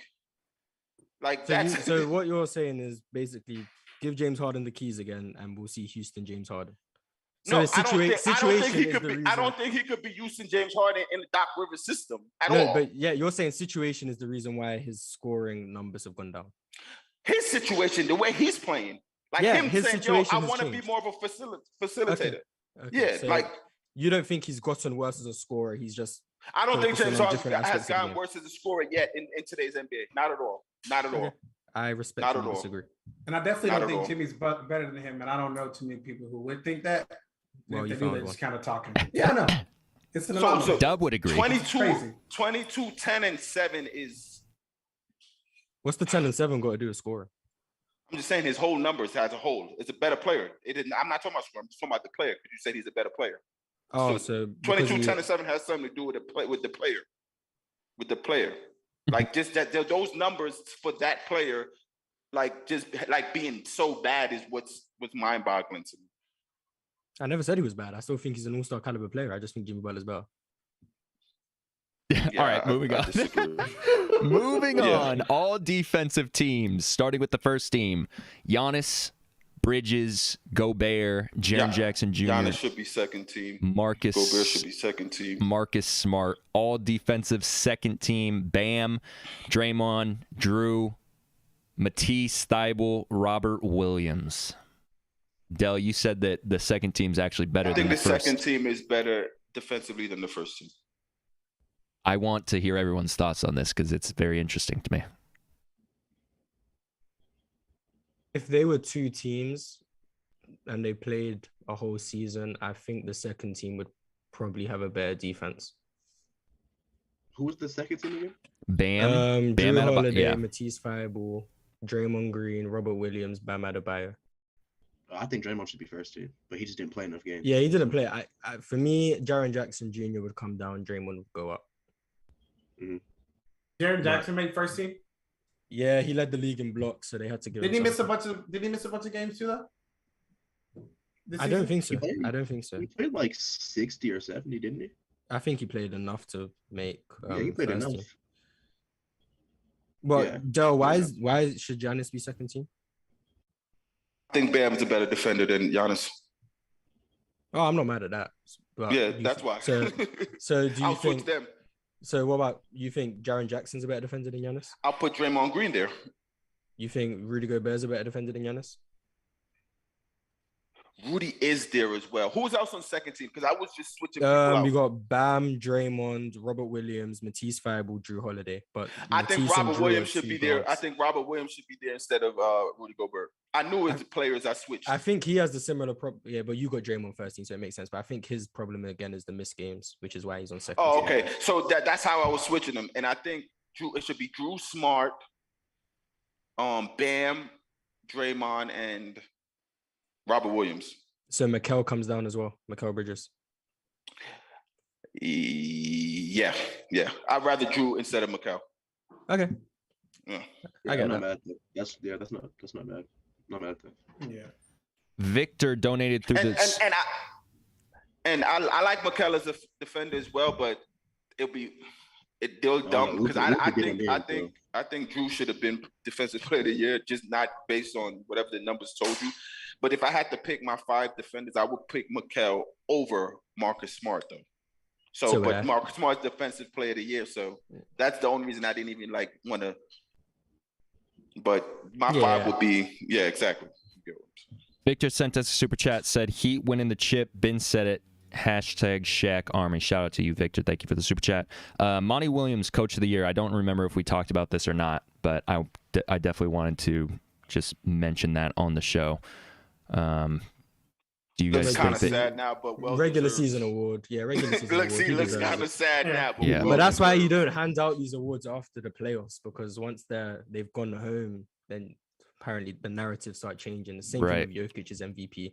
Right. You got to hand it out after the regular season, not after the whole thing. Right. Why do they do that, by the way? No, he shouldn't have won that MVP. I'm saying that much. You see, that's what's sad, because that's what people say, why do you do it? Because they just choose what they remember about the Suns getting cooked now. They really should do it at the end. No, he definitely deserved it, though. What the Suns have, I mean, they were by far the best team in the regular season. So, yeah. Yeah, he deserved that coach of the year. I don't think we talked about this. We've definitely talked about this in the DMs, but we have not talked about this on the show. But the NBA will now give out trophies to the Eastern Conference and Western Conference Finals MVP. Trophies are going to be named after Magic and Larry Bird. Yo, this is why I hate accolades. How crazy is it going to be when people start bringing these into legacy talk? When Kevon Looney, people will. Western Conference. People will. You think so? I don't think they will. Oh yes, obviously not. They're smart people. Any accolade gets brought into legacy talk, and that's why I hate legacy talk in general. Because I think it's accolades are weird. Because they needed because remember, I don't know when it was, but a lot of people are always talking about there needs to be like a playoff MVP. So I think this is sort of a way to kind of appease people. As far as that goes, I think it's pointless, but whatever. Whoever gets it, congrats to him. I guess. Kevon Looney, I'm voting for him. Oh my god.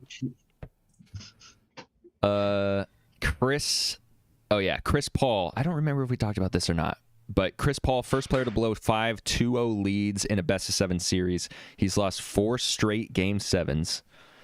I hate these stats, boy. I think it's kind of nasty that they're saying Chris Paul did it. But I think he's overrated. But I think this stat in particular is kind of like I don't like the fact that they call it. You said that earlier. Why is Chris Paul overrated? Like, where's he rated that's over for you? Like, where's he rated that's over for you? I think he's rated properly as far as point guards go, but as far as success when it comes to the playoffs, I tie that. I don't think people rate his success high in the playoffs. Though. I don't think anyone does. I think that's the reason why he's not rated higher. Exactly. So, yeah. Like I don't. Yeah. I mean, like his overall rating though. I don't think enough people take the playoff his numbers and stuff in the playoffs into account when they. Oh no, I think they do very much. As far as like point guards go, sure do. Nah. Yeah, for point guards, hell yeah. I'm pretty sure his numbers go up. If he was good in the playoffs, he'd be top 3. Where's Chris Paul rated to you guys all-time point guards? 5 or 5. I got him 4 or 5. Wait, let me think. What do we got? In no order here first. Magic, Steph. See, Magic's not even on my Jayson. list. So Magic's not on your list at all. Chris Paul might be 4 or 5. He's 5 or he's 6 4 for or me. 5. Depends on how I feel about Jayson Kidd on the day. Nah, like I had this argument of that. I think Jayson Kidd is a better point guard than Chris Paul. What about Steve Nash? I have Steve Nash over both of them, but that's just me. I don't know. I don't think I could, I don't know if I could rank Steve Nash over Chris Paul. Yeah, I don't know. I think he's a better player. No. But You think Nash's impact was better than Chris Paul's impact? So, see, yes. I'm talking to Mars because Mars loves that impact. I do. Yes, for sure. Interesting. Bro, I don't know, bro. This is a rabbit hole, and I'm not gonna. Dude, the way that he just controls the game, the tempo of the game. I love Steve Nash as well, though, but I don't know if Steve Nash is better than Chris Paul. You have Jayson Kidd over both of them, right? Oh yeah, for sure. Yeah. Okay. Yeah. Yeah. I like Jayson Kidd, so I wouldn't argue with that. Yeah, Kidd is different to me, boy. Love the way he did in Brooklyn. Everywhere though, like, and when he went back to Dallas, and then his last year in the NBA when he was with the New York Knicks, just being that leader and helping the Knicks, like really. I think they lost in the second round for the Knicks. That was big at the time, and it's all because of Jayson Kidd and how he was leading that team. It was crazy to see. It was like insane. Y'all think Stockton's better than Chris Paul? No. And I argue. I think they're similar players. Stockton get knocked on. They say, oh, he played with Karl Malone and the pick and roll system. People know he mastered that system. Yeah, but Chris Paul had great players too. I mean, he didn't have. No, Chris Paul had greater players. No, Chris Paul had. I think as a bulk. Yeah, Chris Paul had greater players. Like Stockton stayed one place. Like Kevin Durant. Go ahead, Ace. No, you're good. Go ahead. Kevin Durant recently gave his opinion on what determines the best player in the NBA. So someone tweeted at him and asked what determines the best player in the NBA. He retweeted it, quote tweeted it, said size for position, shot making, efficiency, IQ, consistency, being able to guard multiple positions, a willing passer, coachable, energetic, in my humble opinion. Energetic. Thoughts? Well, I disagree with him, but it doesn't matter. Why? Why do you disagree?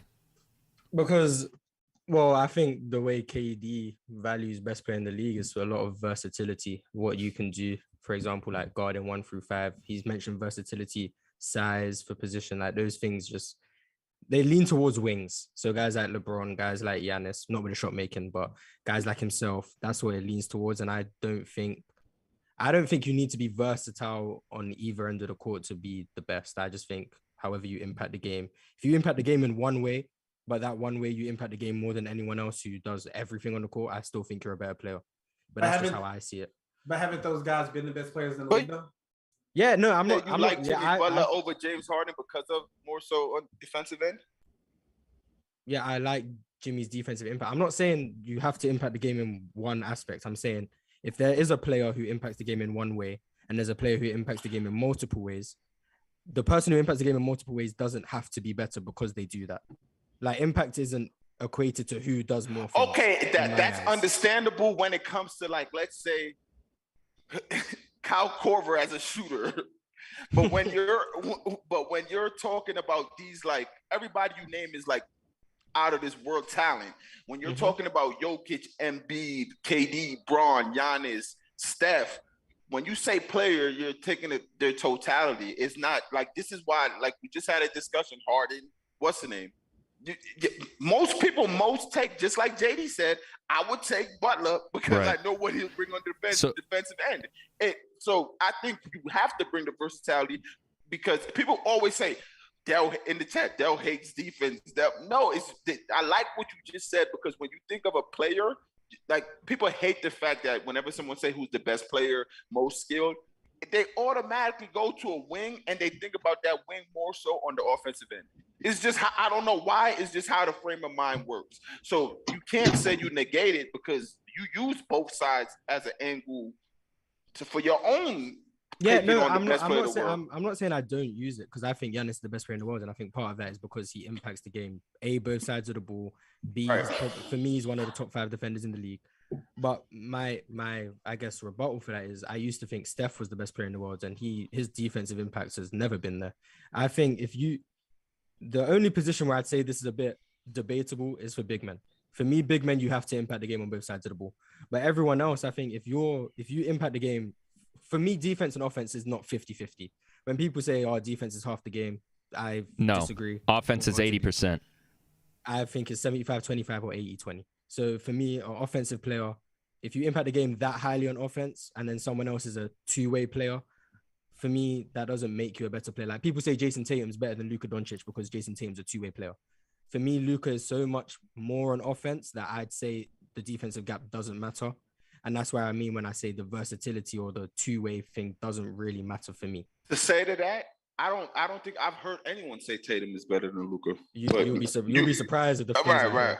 Yeah, oh, okay. It's That's crazy. the one. So how do you feel about Shaq? Was Shaq dominant defensively? No, he wasn't. No, but he was such the big men who are I wouldn't say exceptions, but they're so hard for me to like wrap my head around are Jokic and Shaq. Jokic and Shaq, okay. Right, okay. They're so That's why I asked you because you said big man is both ends. Right. That's why I don't have Jokic. I think I still have Steph over him right now in the league because I think Jokic defensively is a problem for me in the playoffs because he's a big man and that's such a valuable position. So I have to hold that against him in some regard. And with Shaq, it's a similar thing. Not really, because I think he's the most dominant big man of all time, the best offensive big I've ever seen.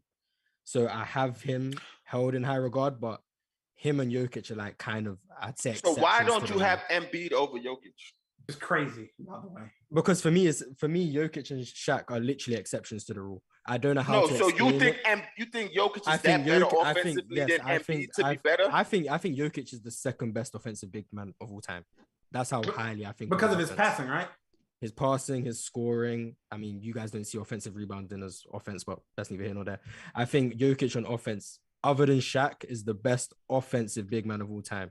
And the guys in that conversation would be Shaq's number one. Then it would be Jokic, Hakeem, Kareem fighting for that second spot, and I'd give it to Jokic. That's just me.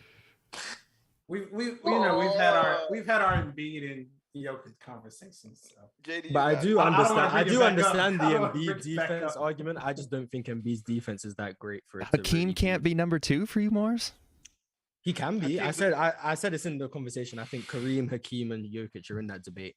But for me, I'd give it to Jokic personally. But I think Hakeem's the second best defensive big man of all time. So obviously, how about Will for you offensively over Jokic? For you, not me. You know how I feel about Will back then. Will Chamberlain, no, thank you. Okay. Because I've said many times that his offense is extremely overrated, especially his volume scoring. It was not impactful at all. He was actually better when he scored less. So for me, his defense was more valuable than his offense. His offense was not. What is Jokic offensive impact in the playoffs? Because it got to be playoffs. You're going about it for Will. No, even in the regular season, Will's offensive impact wasn't that high. He just had a lot of points. But Jokic offensive impact in the regular season is probably some of the highest of all time. And in the playoffs, he's still one of the best in the league offensively.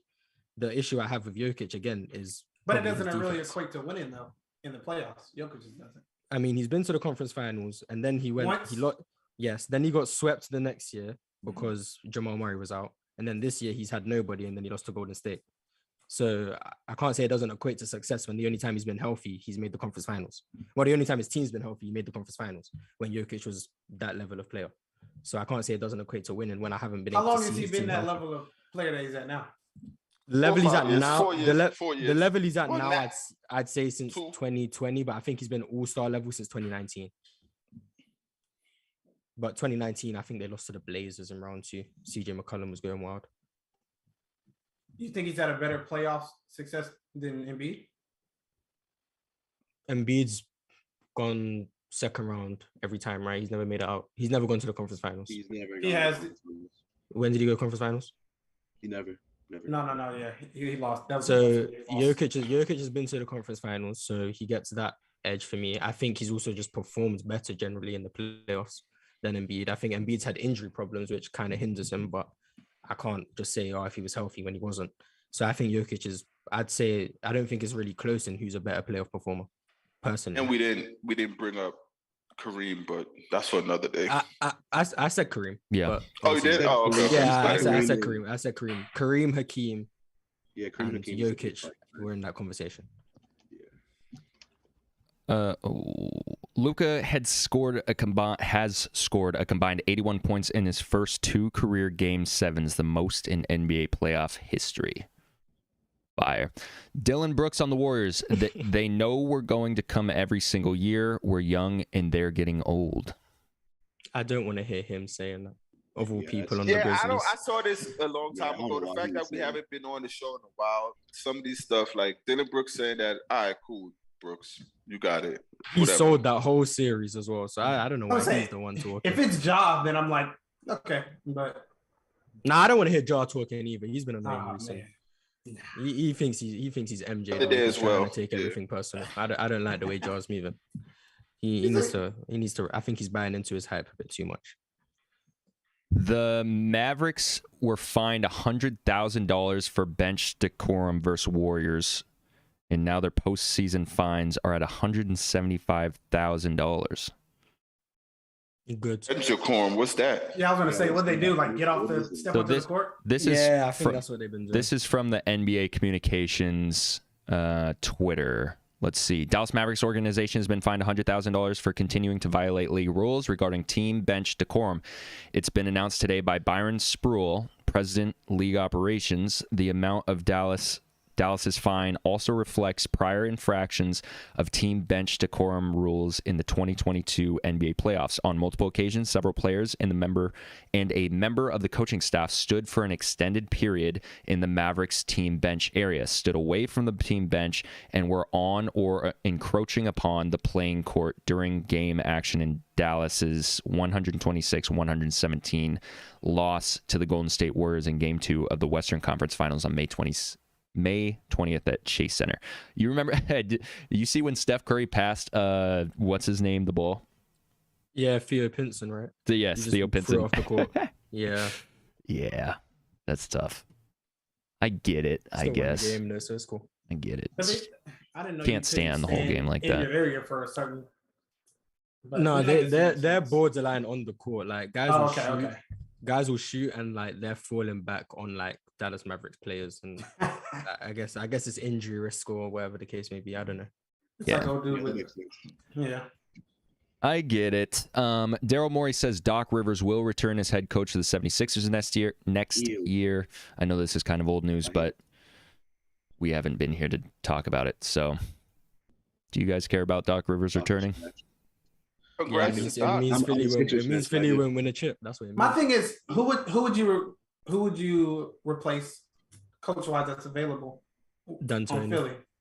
Is Kenny Atkinson still available? Sure. Where's Mike at, in Brooklyn right now? Right? Nah, he's nowhere. They said he's nowhere. He left Brooklyn bench. Oh, okay. Yeah, probably get D'Antoni. Man, I want Kenny Atkinson. He's on the Lakers. He's on the Warriors bench, right? Wait, Taz, are the Sixers your team? I think so, yeah. Yeah, I'm a Sixers fan. That's tough. And you never said anything about the whole James Harden conversation. That's crazy. Well, I did. Oh no, y'all. There's no really debating that. I think he's gotten worse too. So. Oh, but when I needed backup, it was silence. That's crazy. Taz didn't want to step into the ring. Okay. Nah, that's crazy. You like the Eagles too, Taz? Wait, hold on, wrong way. I'm a Ravens fan. That's why I was confused. I was just wondering if it's like a Philly thing or just. You live in Philly? No, I'm from Colorado. Oh, okay. That's fire. My mom grew up a Ravens fan, and then I like Ben Simmons because I'm an LSU fan. So when he came out from LSU, he made me a Sixers fan. But he's not there anymore. You know that, right? Got you. Oh yeah, I know. Go to Brooklyn with him. Brooklyn already at home, but before he could switch. I don't know that I've ever met a Ben Simmons fan, so that's fire. Chicago Bulls. No, I know a lot of Ben fans. I'm one of them. I like Ben, but when I say Ben Simmons fan, I mean like I wouldn't. That is your guy. I'm a Dirk Nowitzki fan. That's my favorite player of all time. Luka Doncic currently That's my favorite player in the NBA right now. Like, I'm a fan of several players, but when I say I'm a fan of this player, I don't know. Like, that's my number one guy. I don't hate Ben Simmons, but I wouldn't He's say. not my favorite player ever. I mean, the fact that you said you're a Ben Simmons fan, so the Sixers are you your said you team followed now, him is since like, LSU. that's what's, it's like, No, is he I number like one for you? Ben Simmons. Yeah, he's the reason I'm a Philly fan, but he's not my favorite player ever. It's like LeBron fans, where they go with LeBron. All right. Yeah, But he didn't leave. He stayed. All right, we'll move on. If I was like that for any player, it'd be Derrick Rose. If I was like that, like if I was like a Braun fan like them, I'm gonna be Derrick Rose. Oh. Chicago. What? He's mid. Okay, yeah. Chicago Bulls have some serious concerns about Lonzo Ball's knee. I also want to talk about Zach Lavine, by the way. But start with Lonzo Ball. I think it sucks, man. I think they'd be so much better with Lonzo healthy the whole season. When has he ever been healthy? I don't think he's ever had a healthy season. I think it's the time we start looking at him. It's just an injury concern at this point. Because I don't think he's ever had a healthy season. That's tough. But it's unfortunate. All right, then let's. Has he ever played more than 60 games? I'll look right now. Last year? I got you. I Lonzo feel Ball. like another thing for the Bulls though is it's like all of their like defensive guards were kind of hurt. He only played one season with the Pelicans. His first season with the Pelicans, 63 games. He played 63. Yeah. Wow. That was bubble year. 52 games. You got 3 months off. 52, 47, 63, 55, 35. Damn. He played 35 this year? Yeah. Yeah. That's tough. He was playing well this year as well. This was his best shooting year, at least from 3. Let me see. I would say I think this is his best shooting year. Looking at the all defensive guards, it would have been tough. But did he get hurt like in a game, or was it like off the court? I genuinely can't remember. I can't remember either. I felt like he played, and then reports came out that he was out. Yeah, it was one of those. Oh, sorry, Cam. I missed a super chat. He said do a versus between Jokic and Hakeem when we were talking about that. I want to talk about Zach Lavine, though, and his potential departure from the Bulls. There's been several rumors about Zach Lavine might not be whatever. He might not be happy in there because he doesn't want to play second fiddle, or whatever the reason may be. He just wants out. There's speculation of him potentially going to LA to join with LeBron. But thoughts on this whole situation, Mars? That doesn't. I mean, if the issue is that he doesn't want to play second fiddle, it makes no sense to go to the Lakers to play third fiddle. Right. That doesn't even add up. Right. And I don't think Zach Lavine, if he really is concerned about he wants to be the guy, the Lakers are probably the last team he chooses to go to. Plus, I don't even know how that works in terms of financially, but everyone seems to just get linked to wherever LeBron is. So I'm not surprised at this point. Yeah, where would he go and be like the number one option? Like other than like Detroit or something like that. I mean, I still think he's the best player in Chicago. Could he? I mean, I do too. Could he be a number one option on any of the playoff teams, like contention? Playoff contention. No. With Zion coming back, he's probably not the best player on the Pelicans. Oh, I thought he was talking about just these 4 teams. No, I'm talking about everyone. Any playoff team? Any playoff team. Maybe the Spurs?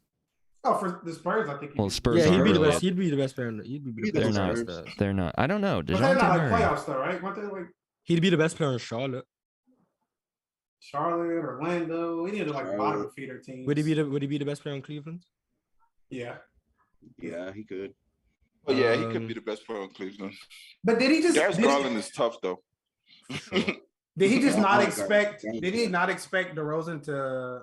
I mean, did he just? I mean, I don't think anyone expected DeMar DeMar to be this. And that's what happened. Yeah, that's what I'm saying. Yeah, and it has to when DeMar went there, the whole dynamic of how DeMar leaving San Antonio, people think he was done. Mm-hmm. He getting hurt, and DeMar really like, yo, I'm still one of those boys. If this is true for Zach, I look at Zach differently because as an individual, this is your best year you've had team-wise, success-wise, and now you want to leave right away. That's Because kind of of, you know what I'm ego. saying? Yeah, I'm Yeah, not a fan of the ego thing. yeah, that's Where kind of weird. Like, it's not like you've been riding out and all that stuff. You know what I'm saying? That's a weird one for me. Did all this come to light because of LeVar? Was he the first one? I don't know if he was the first one or not, but I've right? seen several things, and maybe it was because he stoked the fire, but yeah, I think he was the first one. And I was like, that was weird. That was weird for him to just kind of come out and say that. yeah. didn't Lonzo join the Bulls because of Zach? So for LeVar to say that Zach's looking to leave, I don't know if he's trying to get Lonzo out of there or whatever the case may be, but it just seems interesting. Yeah, I remember when this panel, Shaq was Team Zach. Like, Zach was just the biggest. No. I miss my boy. Yeah, the Zach better than Jayson Tatum stuff was crazy to me. Yeah, that was crazy. But I wasn't here, so I could only comment in the chat. Nasty business. I remember Mars's first episode. The good old days. The good old days. Nike's unlikely to extend Kyrie Irving to a signature shoe deal beyond the 22-23 season due to mainly in part to uncertainties surrounding his NBA future. I don't believe it. If they do, they do, but I just don't believe it. I don't want to believe it. That's gross. That sounds stupid. It sounds true though. It sounds true though, but I just don't want to believe it. Don't. I mean, I wouldn't know. I'm not well versed in the shoe game, but don't Kyrie sell really well? Yeah, especially to the AAU. Because everyone I talk to about them, they always say like Kyrie's a like top 3 favorite to like. Yeah, especially all the tournaments. Yeah, they're good hoop shoes. All the way tournament, all they have on is Kyrie's and Kobe's. But if he's so not as a business decision, this doesn't sound smart. But if he's not either in the NBA or he's not really playing anymore, then the marketability of the shoe goes down. But people they're gonna buy them based on the fact that they're called Kyrie's, and once but if he's out of the NBA, Mars, they're saying how is he marketing his shoes if he's not wearing them to play? Right. But the weird that Nike's using that. I think is more so than his stance against COVID than them saying, because I know they really and truly don't believe Kyrie Irving is gonna retire. I think it stands on COVID, the political side. If anything, you think it's a political move, not a. If I'm getting into my older brother conspiracy bag, I think it's along those lines. Then just that would make sense. Makes sense. But also, and that's why that's why they're so smart in saying it like this, because this also makes sense. Of course. But of course, behind like their true intent, I could get on board with either of those. It's interesting. I love conspiracy bags. Dorian, I don't think he stops playing though, but I think he'll still keep playing. I think his love for basketball. I would like to think. I mean, I don't see why he wouldn't play. Yeah, I see why he wouldn't play. Kyrie, bro, he just everything. He just hates the politics of everything. He wants to do whatever he wants and then get scrutinized for it and then wonders why everyone scrutinizes him for it. I don't know. I could see him being done, but I don't know. I don't want him to leave. I don't think he likes the business side of everything. At all. I think he just likes to play basketball. Yeah. He likes playing basketball. 100%. That's what he's going to do. And most players do. Side. Most players don't like the business side. I don't like the business side, but that's just the name of the game. I don't like the business side for football, so yeah, no player loves the business side. Unless you're eating, then you really don't care because you do whatever the hell you want. LeBron James. Dorian Clayton donated through the super chat. It would show more if he stays with them and wins a chip. I believe he's referring to the Zach Lavine situation. Let's talk basketball. Do you guys think Joel Embiid needs media training with his exits interview comments on Simmons and Harden, or is his truthfulness a good thing? I really like this question. Thank you. Let's talk basketball. Ooh. I have no issue with what he said. I think I don't have an issue with it either. I think people took the Harden thing out of context completely. He didn't even disrespect James Harden. I agree with you there. All he said was that he's more of a playmaker than what he used to be in Houston, which anyone would agree with. And James said that himself. Yeah, so I don't know why they took it out of context as them Embiid saying James Harden can't play anymore. That was ridiculous. Because context sells, Mars. You know how they got. That's why. This goes to Kyrie's point of why he hates the media. They stir up controversy out of nothing. And I mean, I can't blame Kyrie for disliking the media when this is what they do. But he What just, I think, did- handles it poorly. What did he say about Ben again, to refresh my memory? They asked him, you know, when he passed up the layup, they asked him what like changed the momentum of the game, and Embiid went through a list of things that happened. He spoke about him turning the ball over. He spoke about a chance when they could have had 2 points and they got one, where Matisse Thybulle only made one of the free throws. That was the Ben Simmons incident. And then he spoke about a bunch of different factors that led to them losing that game, and the media just stuck on the Ben Simmons thing, and then that's what happens. Right. Yeah. Said it perfectly. So I just think that's what it is. Good. Yeah. I really don't think he need help with his exit interview, though, to answer your question. I think he does a good job. I have no issue with anything he said. Devin Booker's eligible for an extension. If he's named all NBA, then he'll qualify for the Supermax extension that would likely be the largest contract in Suns history. He's for sure getting it. For him, go get your money. That's cool. Yeah, D Book is getting that, and he's signing it, and in 2 years he's demanding the trade. You think he's gonna ask out? Yeah, 2 or 3 years. I said when Giannis signed his Supermax extension, I think either this year upcoming or the year after, Giannis will leave Milwaukee as well. It's gonna be interesting to see who trades. Giannis is not finishing his career there. I wouldn't be surprised if he did. I think he might. Foreign players just give me that vibe of loyalty, and then you got Damian Lillard, but he's a different story. I think Luka's staying in Dallas though. We have somebody in the PC waiting room. I want to bring him in. DJ, what's good, bro? Did you have a question? Seen you waiting. Do you have a microphone? Do you have a computer? Do you have a cell phone? All right, sick. Do you have other initials than DJ? Where does D-Book go if he leaves Phoenix? He just muted and unmuted himself, so I think he's here. All right, let's try again. Yo. Oh, he baited me. That's crazy. That's dope. He might not have his Discord settings. He might not have his Discord settings correct. That's fine. Go Ace Boogie. You said where would he go if he left the Suns? Yeah, I would just. I mean, if he were to leave this, like, let's just say for some reason he leaves this season, right? Where do you think he would go? Or what's the best fit for D-Book? Anywhere? The best I think fit he'd be good. would be. I'm trying to think somewhere that actually makes sense. I don't know if this makes sense, but I think he'd be good on the Mavs. I think they could use him. I think any help would be good. I was gonna say, yeah. Give Luka anyone who can score at a good level. That's useful. But yeah, the Mavs sounds good. But I think D-Book stays in Phoenix I think he stays for his next contract, but that's just me. I think he's 25. I think he's got. 20. Yeah, I don't think he leaves until like he's on the when he's old and he just wants to go get a championship, so he goes to a contender. All right, Q&A time. Mars, will Luka continue his dominance this round, the rest of this round?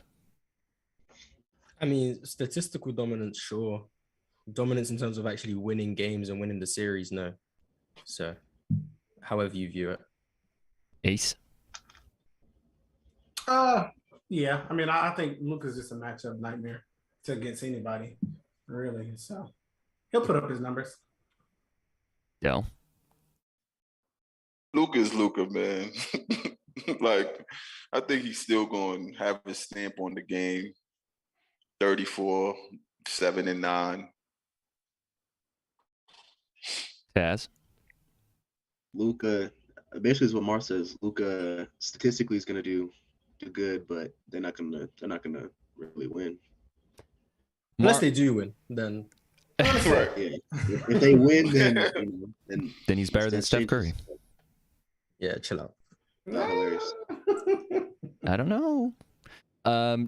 Mars, does this run prove that Jayson Tatum's a top 10 player in the NBA currently? So that doesn't include guys who are hurt? Or it does? Sure. I mean, if it's including guys who are hurt, he's not in my top 10. He's pushing in. I mean, if Dame doesn't have a good season next year, I could see Tatum taking that 10 spot. But for me, he's just outside, on the outside looking in. Ace? No, I mean, if everyone's healthy now, he's not top 10. Dale?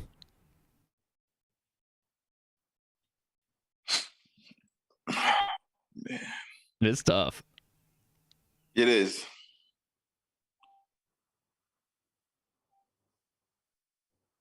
I'm trying to see the players in the East. The three best players in the East is Giannis, KD, Embiid. No order. Don't try to order. Yeah, we figured when you said Giannis first, we knew it was okay. Order. All right, thank you. Giannis, KD, Embiid, and then I think Tatum will be fourth. I'm just going East right. Tatum would be fourth unless I'm forgetting someone glaring, which I don't think I am. Right? Nah, the only other guy who would be in that conversation is Jimmy Butler and James Harden. Jimmy Butler and James Harden. But I think he's okay. So now, you see, I'm not. I can't. I love Jayson Tatum, but I'm not outright saying Jayson Tatum is better than James Harden. Like this, I can't do that just based on. I just can't. So Jayson Tatum's not in your top 10. There's no way. This is what I'm saying. Now I'm going out west now. Out west, there's more than the East. Yeah. So yeah, it's tough out west. You got Luka, Steph, Kawhi. Oh, you guys did bring up Jokic. the injured folks. Yeah. Jokic. Anthony Davis. Yeah. So AD. with everyone healthy, nah. Yeah, with bro. Everyone healthy, nah. With everyone healthy, nah. It's tough. Looney is crazy. It's tough. Someone said Looney. That's crazy. Western It is- Conference Finals MVP right now. It is thought-provoking, though, because Jayson Tatum really is nice. And I feel like this next season could really tip the scales for where he currently is in the NBA. But, Taz, where do you have him? Everyone healthy, he's not top 10. But with everyone not healthy, like currently, he's 10 or 11. Somebody in the chat brought up Kyrie. What do you think about Kyrie? He's not in this conversation. He's not better than Tatum. Kyrie in like the top players in the East. He's not in that conversation. Oh, he is for sure. In the East, top player yeah, in the East, but he's not better sure. than Top Tatum. player in the NBA. I mean, No. nah. I think he's somewhere in the top 15. Kyrie. He's not in my top 15. He might be in my top 15. I don't know. Wait, Kyrie's not top 15. That's what I'm saying. In the NBA, Kyrie is probably not a top 15 player. Okay. Mars, is Miami the best remaining team in the playoffs? As long as my team is in the playoffs, there is no team better. Ace. No. Dale?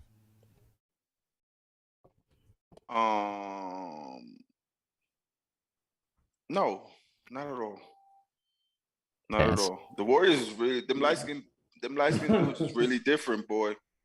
Yeah. Now the Warriors are nice. You guys are disgusting. Nice. The Mavericks are the best team remaining in the playoffs. What is Chet Holmgren's ceiling? Are you guys familiar enough with Chet Holmgren to talk about this? Because I wanted to talk about this. I'll say Kristaps Porzingis. That's his ceiling. Wow. That's tough. Yep. The ceiling. That's the best you see him being. Yes. Wow. I feel like that's generous. What other big guy that plays like him is he comparable? I was just gonna say All-Star, All NBA, MVP. That's how I was gonna rank him. Comparing his ceiling? For me, his ceiling is All-Star, I guess. His peak, his highest. You guys are low on Chet. I mean, you're super high on him, Mars? First team All NBA or something? I see All NBA in him. What team? I for sure see All defense. His rookie year? Kristaps, you see his ceiling, defense? the best he can be. Oh, okay. Yeah, I see. Okay, I see sorry, I got carried away. Wait, Chet plays defense? I think his defense is his best asset. His defense is not bad at all. I think that's what he's gonna come in and be his best at. Yeah. Okay. So wait, you guys watch Chet play defense? Like, or y'all just taking like the playing the zone, being the tallest in college basketball, 1-on-1, and just like, of course, being there to block the shots. Like, bro, the big man on Memphis, who's also in the draft, 1-on-1, they dragged Chet out and was attacking him. He fouled out in like 17 minutes. There were some questionable fouls. There was some questionable fouls. So you remember? Let's be on. There was some questionable fouls. There was. Oh, whatever it may be, but I'm not saying he didn't have a bad game, but he did have some questionable fouls. In college basketball, right? Chet, like you could say, he's a good help side defender. He controlled the paint, being that is no 3-second violation. But in the NBA, that doesn't really work. I would be wrong to say, I could be wrong in this, but I might be. I think in college, KD won Big 12 Defensive Player of the Year his freshman year. You know what I'm saying? I wouldn't know if that's true, but it's something that could happen. I think it happened. So, and it didn't translate in KD rookie year. It took KD to really having to go to Golden State to really fully understand on-ball defense and fully defense. And with Chet defensively right now, nah. I'm not saying his rookie year he's going to be all defense. I'm saying at his best, I think he has that potential.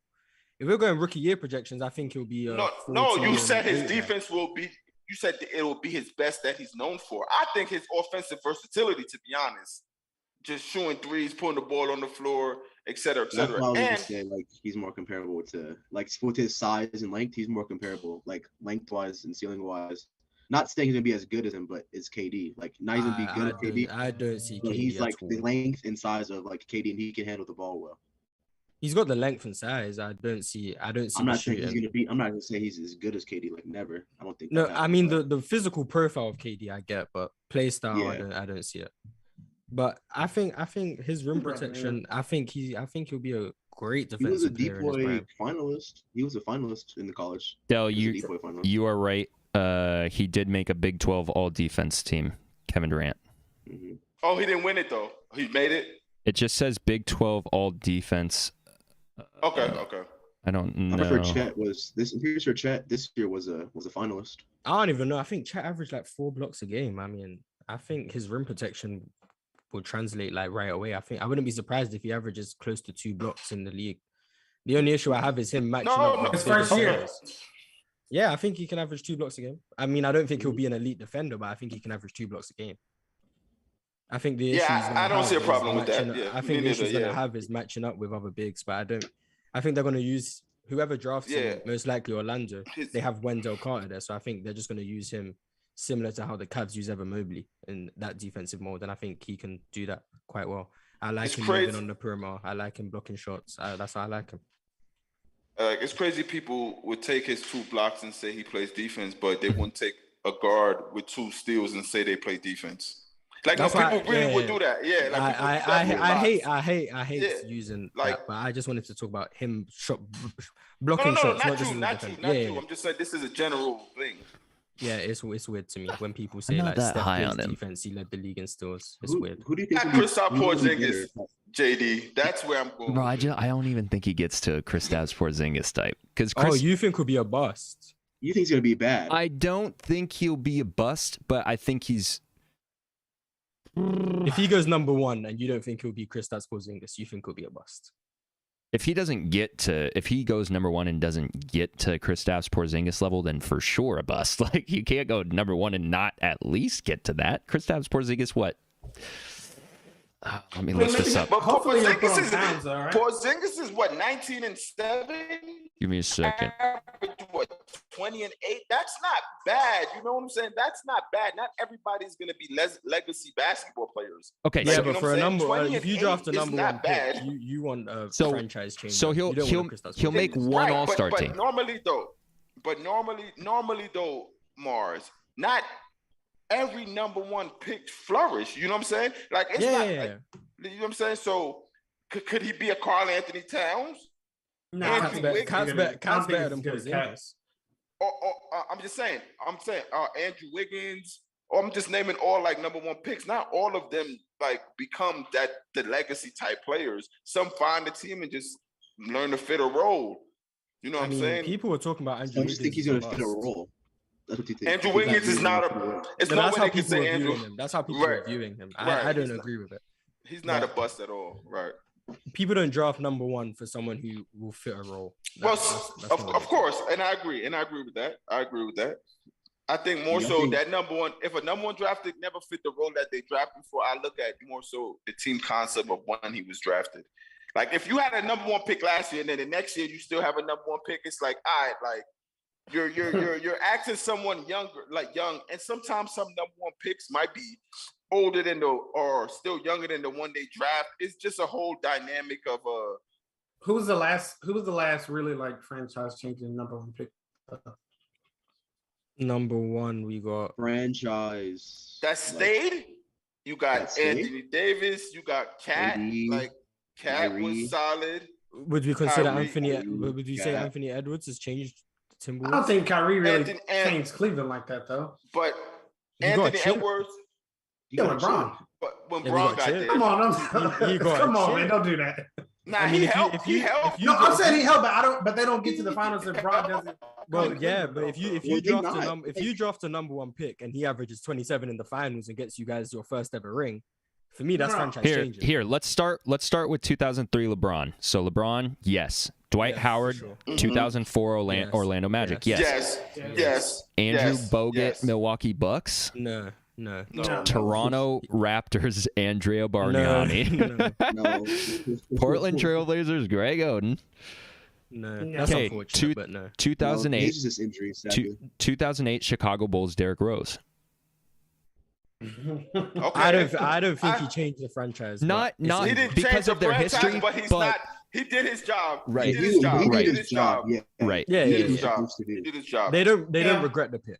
Blake Griffin in 2009 to the Clippers. He did his job. Yeah. John Wall in 2010 to the Wizards. He did his job. Yeah. He did his job. For sure. So this one's tough because Kyrie Irving to the Cavs in 2011, like LeBron.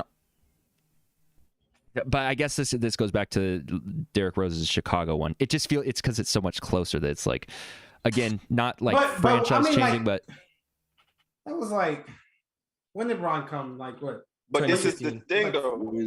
When they drafted Bennett. For me, Kyrie's franchise changing. If you get your team your first ring and you're a top 2 player on that team, that's franchise changing. I think Kyrie did his job the same way we could say D Rose. Right. And that's what I'm saying. That's what I'm saying. He elevated with Luol Deng, Joakim Noah, who was defensive player of the year. He elevated with good talent. Not a LeBron James, but he also elevated along those lines. So Kyrie did his job. And he was rookie of the year, too. So that helps. Hornets, Anthony Davis, 2012. Yes. Yes, he did. For sure. Yeah, for sure. 2013, Anthony Bennett. To this day, I don't know. But that's what I'm saying, though. But we were just talking about Kyrie was drafted what?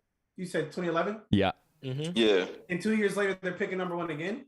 And then 2014. They got lucky in the lottery, to be fair. They had like the 8th best. They had the number one pick for 3 out of the next 4 years. 2011, 2013, 2014.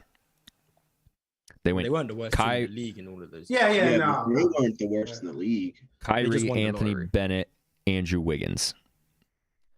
And we already talked about Wiggins. I think we talked about Cat, 2015. Mm-hmm. Yeah. 2016 is Ben, right? Ben Simmons, 2016. Markelle Fultz, 2017. Philadelphia got back-to-back years. That's tough. DeAndre Ayton, 2018. Suns. I think DeAndre Ayton did his job as a number one pick when he get there. It just looked crazy because you lost to the number 5th pick, which is Luka. But I still think you did your job. I think Ben in Philly wasn't a bust really at all. So like going back to the original like franchise changing. Really, what is it? LeBron? Can Dwight have a franchise changing because he went to the finals? No, for Dwight twice. He went to the finals. He went to the finals in 2009, right? Once. Well, I guess you can change it a little bit, right? And to make it to like, I feel like a lot of times a number one pick is supposed to bring the team back to like relevancy, right? Right. And to take them I guess ordered the kind of like that floor raising thing that y'all were talking about a minute ago. In that way, so I think Dwight definitely took Orlando back to being one of the teams in the East for sure. So and I don't think the number one pick is going to revive a franchise right away. Like it's going to take a couple years for that number one pick just like to help that team get better. I mean, if you draft someone who becomes a top 5 player on the league and they're on your team, I don't see how that's an unsuccessful pick. I'm actually surprised. No, for sure. Looking back to whatever, almost 20 years ago, I'm actually surprised how many number one picks were actually very impactful. LeBron, Dwight, Derrick Rose, Blake Griffin, John Wall, Kyrie, Anthony Davis, Wiggins, Karl-Anthony Towns, and Ayton and Zion. Those are probably usually it's the number 2 pick. Cade, usually obviously, it's the number 2 pick that has the demons. Number 2 is where people seem to be picking busts left and right. Yeah. Like a lot of the number ones who didn't necessarily make it or do what they're supposed to do, was a lot of them were injury, but some of them were just kind of like, yeah, you just weren't it. Yeah, Anthony Bennett is just bad. Yeah, exactly. Greg Oden was like, I don't know what they were thinking of Anthony. I don't think anyone had him go in top 5, so I don't even know. He must have had a great workout. I can't even tell you where he went to school. You could have traded down. He would have still been there at like 6. I don't know why they took him at 1. Yeah, I don't know. We'll see. I mean, hopefully, I wish Chet the best. I want everybody to succeed. But I agree. I wish him the best. I just don't see it. All right, let's do a draft. We're gonna skip. We're not gonna do players court today because we're missing too many people. So we're gonna do draft. Let me make sure that this is set up. Okay, we're good. Get it. I got 5 minutes. All right, so we have the categories are you're picking one defender. This is only teams that were in the playoffs. Only teams that were in the playoffs. So even teams that were eliminated. Defender, 3-point specialist, primary scorer, secondary scorer, bench player. Does play-in count as playoffs? This is that's a great question. Let's not do play-in teams. Okay, 16 teams. Okay, got you. Well, I mean, yeah, the teams obviously that made it past the play-in and in the playoffs, yes, but the ones that got eliminated, no. Okay. Which I'm sure you already assumed that, but you never know sometimes. Put that there. Okay. Order. Chat, give me an order. We have Mars and myself, Dell, Ace, and Taz up here today. Give me an order.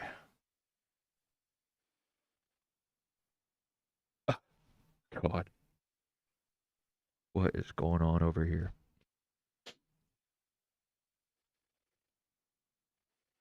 We got an order yet? Mars, JD, Taz, Dell, Ace. Mars, JD, Taz, Dell, Ace. Go ahead, Mars. And you guys can pick any order, by the way. I just have one question. So if I draft a defender, yeah, does that person have to be like a defensive specialist, or can I just pick someone who's as great, your defender? Right, yeah, as your defender. You your right. Yeah. Well, I would have just picked Giannis. I don't know if that's allowed, or do I have to? I mean, he made the all-defensive team, so it's like. You could pick Giannis. Wait, yeah. Why you thought you couldn't pick Giannis? No, because it's similar to like if I pick like a secondary scorer, does that mean they have to be a secondary scorer on that team, on their team in real life, or can I just? I think you can pick it for whatever whatever you want. Okay, well, yeah. Let me get Giannis as a defender. All right. Give me. How do I want to play? I gotta open up the chat to look at the list. How do I want to play this? I'm taking. You want to take Luka? I know. Yeah, you want Luka. All right. See. Luka off the bench would be fire. You got to pick somebody for that one for sure. You have to take somebody who actually comes off the bench. Yes. Okay. I'm gonna go Steph for 3-point scorer or 3-point specialist. 38% from free. Bad tip. Bad take. Above league average. You want above league average? I want an elite shooter. Dell. Let me get KD primary scorer. Ace.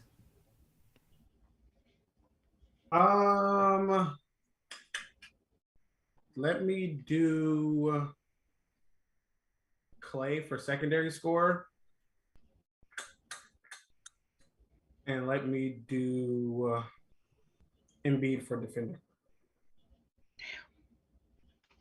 Damn. Dell. Defender, Drew Holiday. Hold on. That was Taz. building the Bucks, but putting KD on. Primary scorer, Jayson Tatum.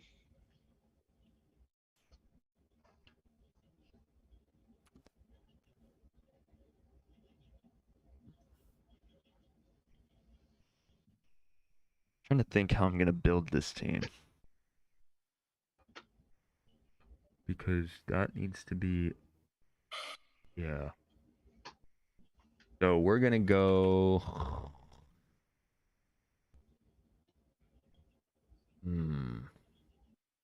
This has to be. This has to be. Probably a big. So. This is tough.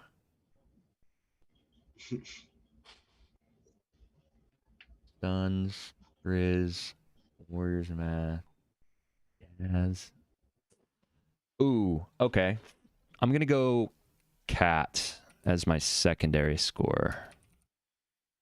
Let's get this big out of the way. Just go like that. All right, Mars, back to back. Let me get Jordan Poole off the bench. And let me get Jokic to be my primary scorer. Oh my God, I'm an idiot. That's all right. I am actually an idiot. For a secondary scorer, does it mean they have to be a secondary scorer on their team? No. It's like your secondary. No, scorer? we were just gonna go. Pick whoever you want. Yeah, I'm gonna Alright, for sure. take Tyler Only- Hero before this gets crazy. Damn. Taz. I'm gonna go Rudy for my defender. Dell.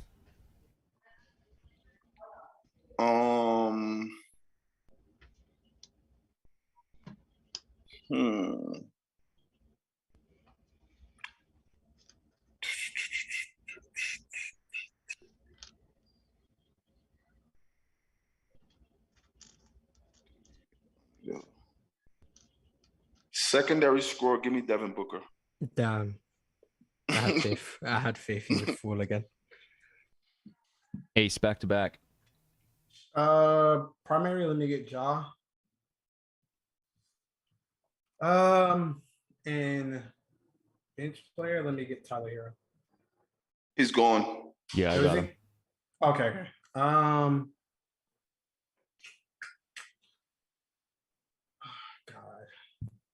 What's the dude in Philly? It's Philly. The Philly guy off the bench. 3-point specialist. This 3-point specialist kind of tough now. Are we doing non-injured, like injured players too? No. Unless they got injured in the playoffs, but like if they didn't even make it to the playoffs. Okay.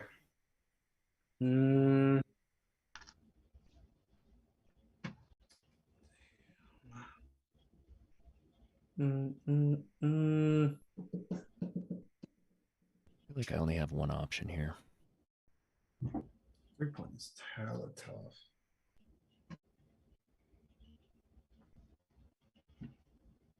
Take Draymond. Yeah. Oh man. For your 3-point specialist. Oh my God, bro. This is really tough. For bench player, can I get did Seth come off the bench for Brooklyn or did he start? Who? Seth. I think he started. I think he came off the bench for the Sixers. Yeah. You could Let take me- him for let me free. get all You could the- take let him me for get- 3-point specialist. Let me get Oladipo off the That's bench. true. That's not bad. Oh, yeah, Oladipo's not bad. I need a big though.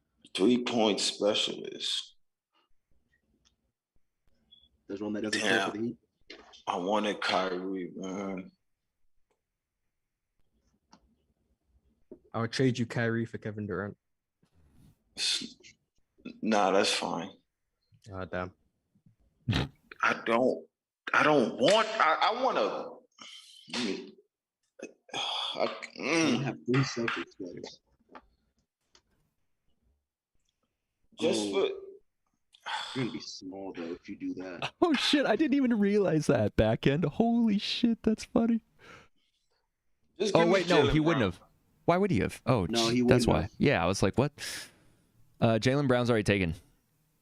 What? I'm not even. Who got him? That's tough. Taz. Taz is taking all your players, bro. Oh, okay. F it, JD. Just write his name. All right. I need it for the cachet. You could have taken. Name, JD. All right, Ace. Before I say Max anything, Strus? I'll Max Strus? That Yo, is that who you're taking? No. Oh, you're taking Trae Young. Can I move? Oh no. Oh, we're thinking of the wrong person. Oh, see, Mars and I were thinking of Trae Young. Oh no, I'm thinking of James Harden. Oh my God. Okay. Oh, Ace. I think you'd be better with Trae Young. Nah, too small. I was. James Harden's a good one. Can I move? Can I put Clay as my 3-point specialist? I mean, you already drafted him as a 3-point specialist. That's your fault. Team, so that's your fault. Look the same. Yeah. You could just say whoever you're thinking. If I can put Clay as 3-point, then I'll put Bam as my secondary scorer. Oh, no, you can't change it, but you can put Bam as your 3-point specialist. Oh, yeah, okay. No. God, no. I'll put Al Horford as my 3-point specialist. All right. All right, so here we go. No Zach Lavine? No Zach Lavine as a 3-point specialist? Audio. No, not for my team. No, Audio-only listeners, here's what we got. We got Mars has Giannis, Kyrie, Jokic, Butler, Poole. I got Robert Williams, Desmond Bane, Luka Doncic, Cat, Tyler Hero. Taz has Rudy Gobert, Steph Curry, Jayson Tatum, Jaylen Brown, Grant Williams. Dell's got Drew Holiday, James Harden, KD, Devin Booker, Bobby Portis. Ace has Joel Embiid, Al Horford, Ja Morant, Klay Thompson, Victor Oladipo. Chat, who won? JD, I gotta get out of here. Yep, you got it. Love. All right, fellas. Thanks for joining. Peace out, brother. See you there. Have a good day. That was a good draft. That was probably one of my best drafts. One of my best drafts, personally. I feel like I actually constructed a decent team. Man, I thought Bobby was falling and I was going to take him. I was so shocked that Jokic fell. Mars or JD. Yeah, I'm surprised he let Jokic. If I got Jokic as my secondary scorer, it would have been over. Because then I would I still go? Giannis Jokic with Jimmy Butler. I might not Kyrie, Jordan Poole. Go Robert Williams as the defender, and I might have someone more like I don't know.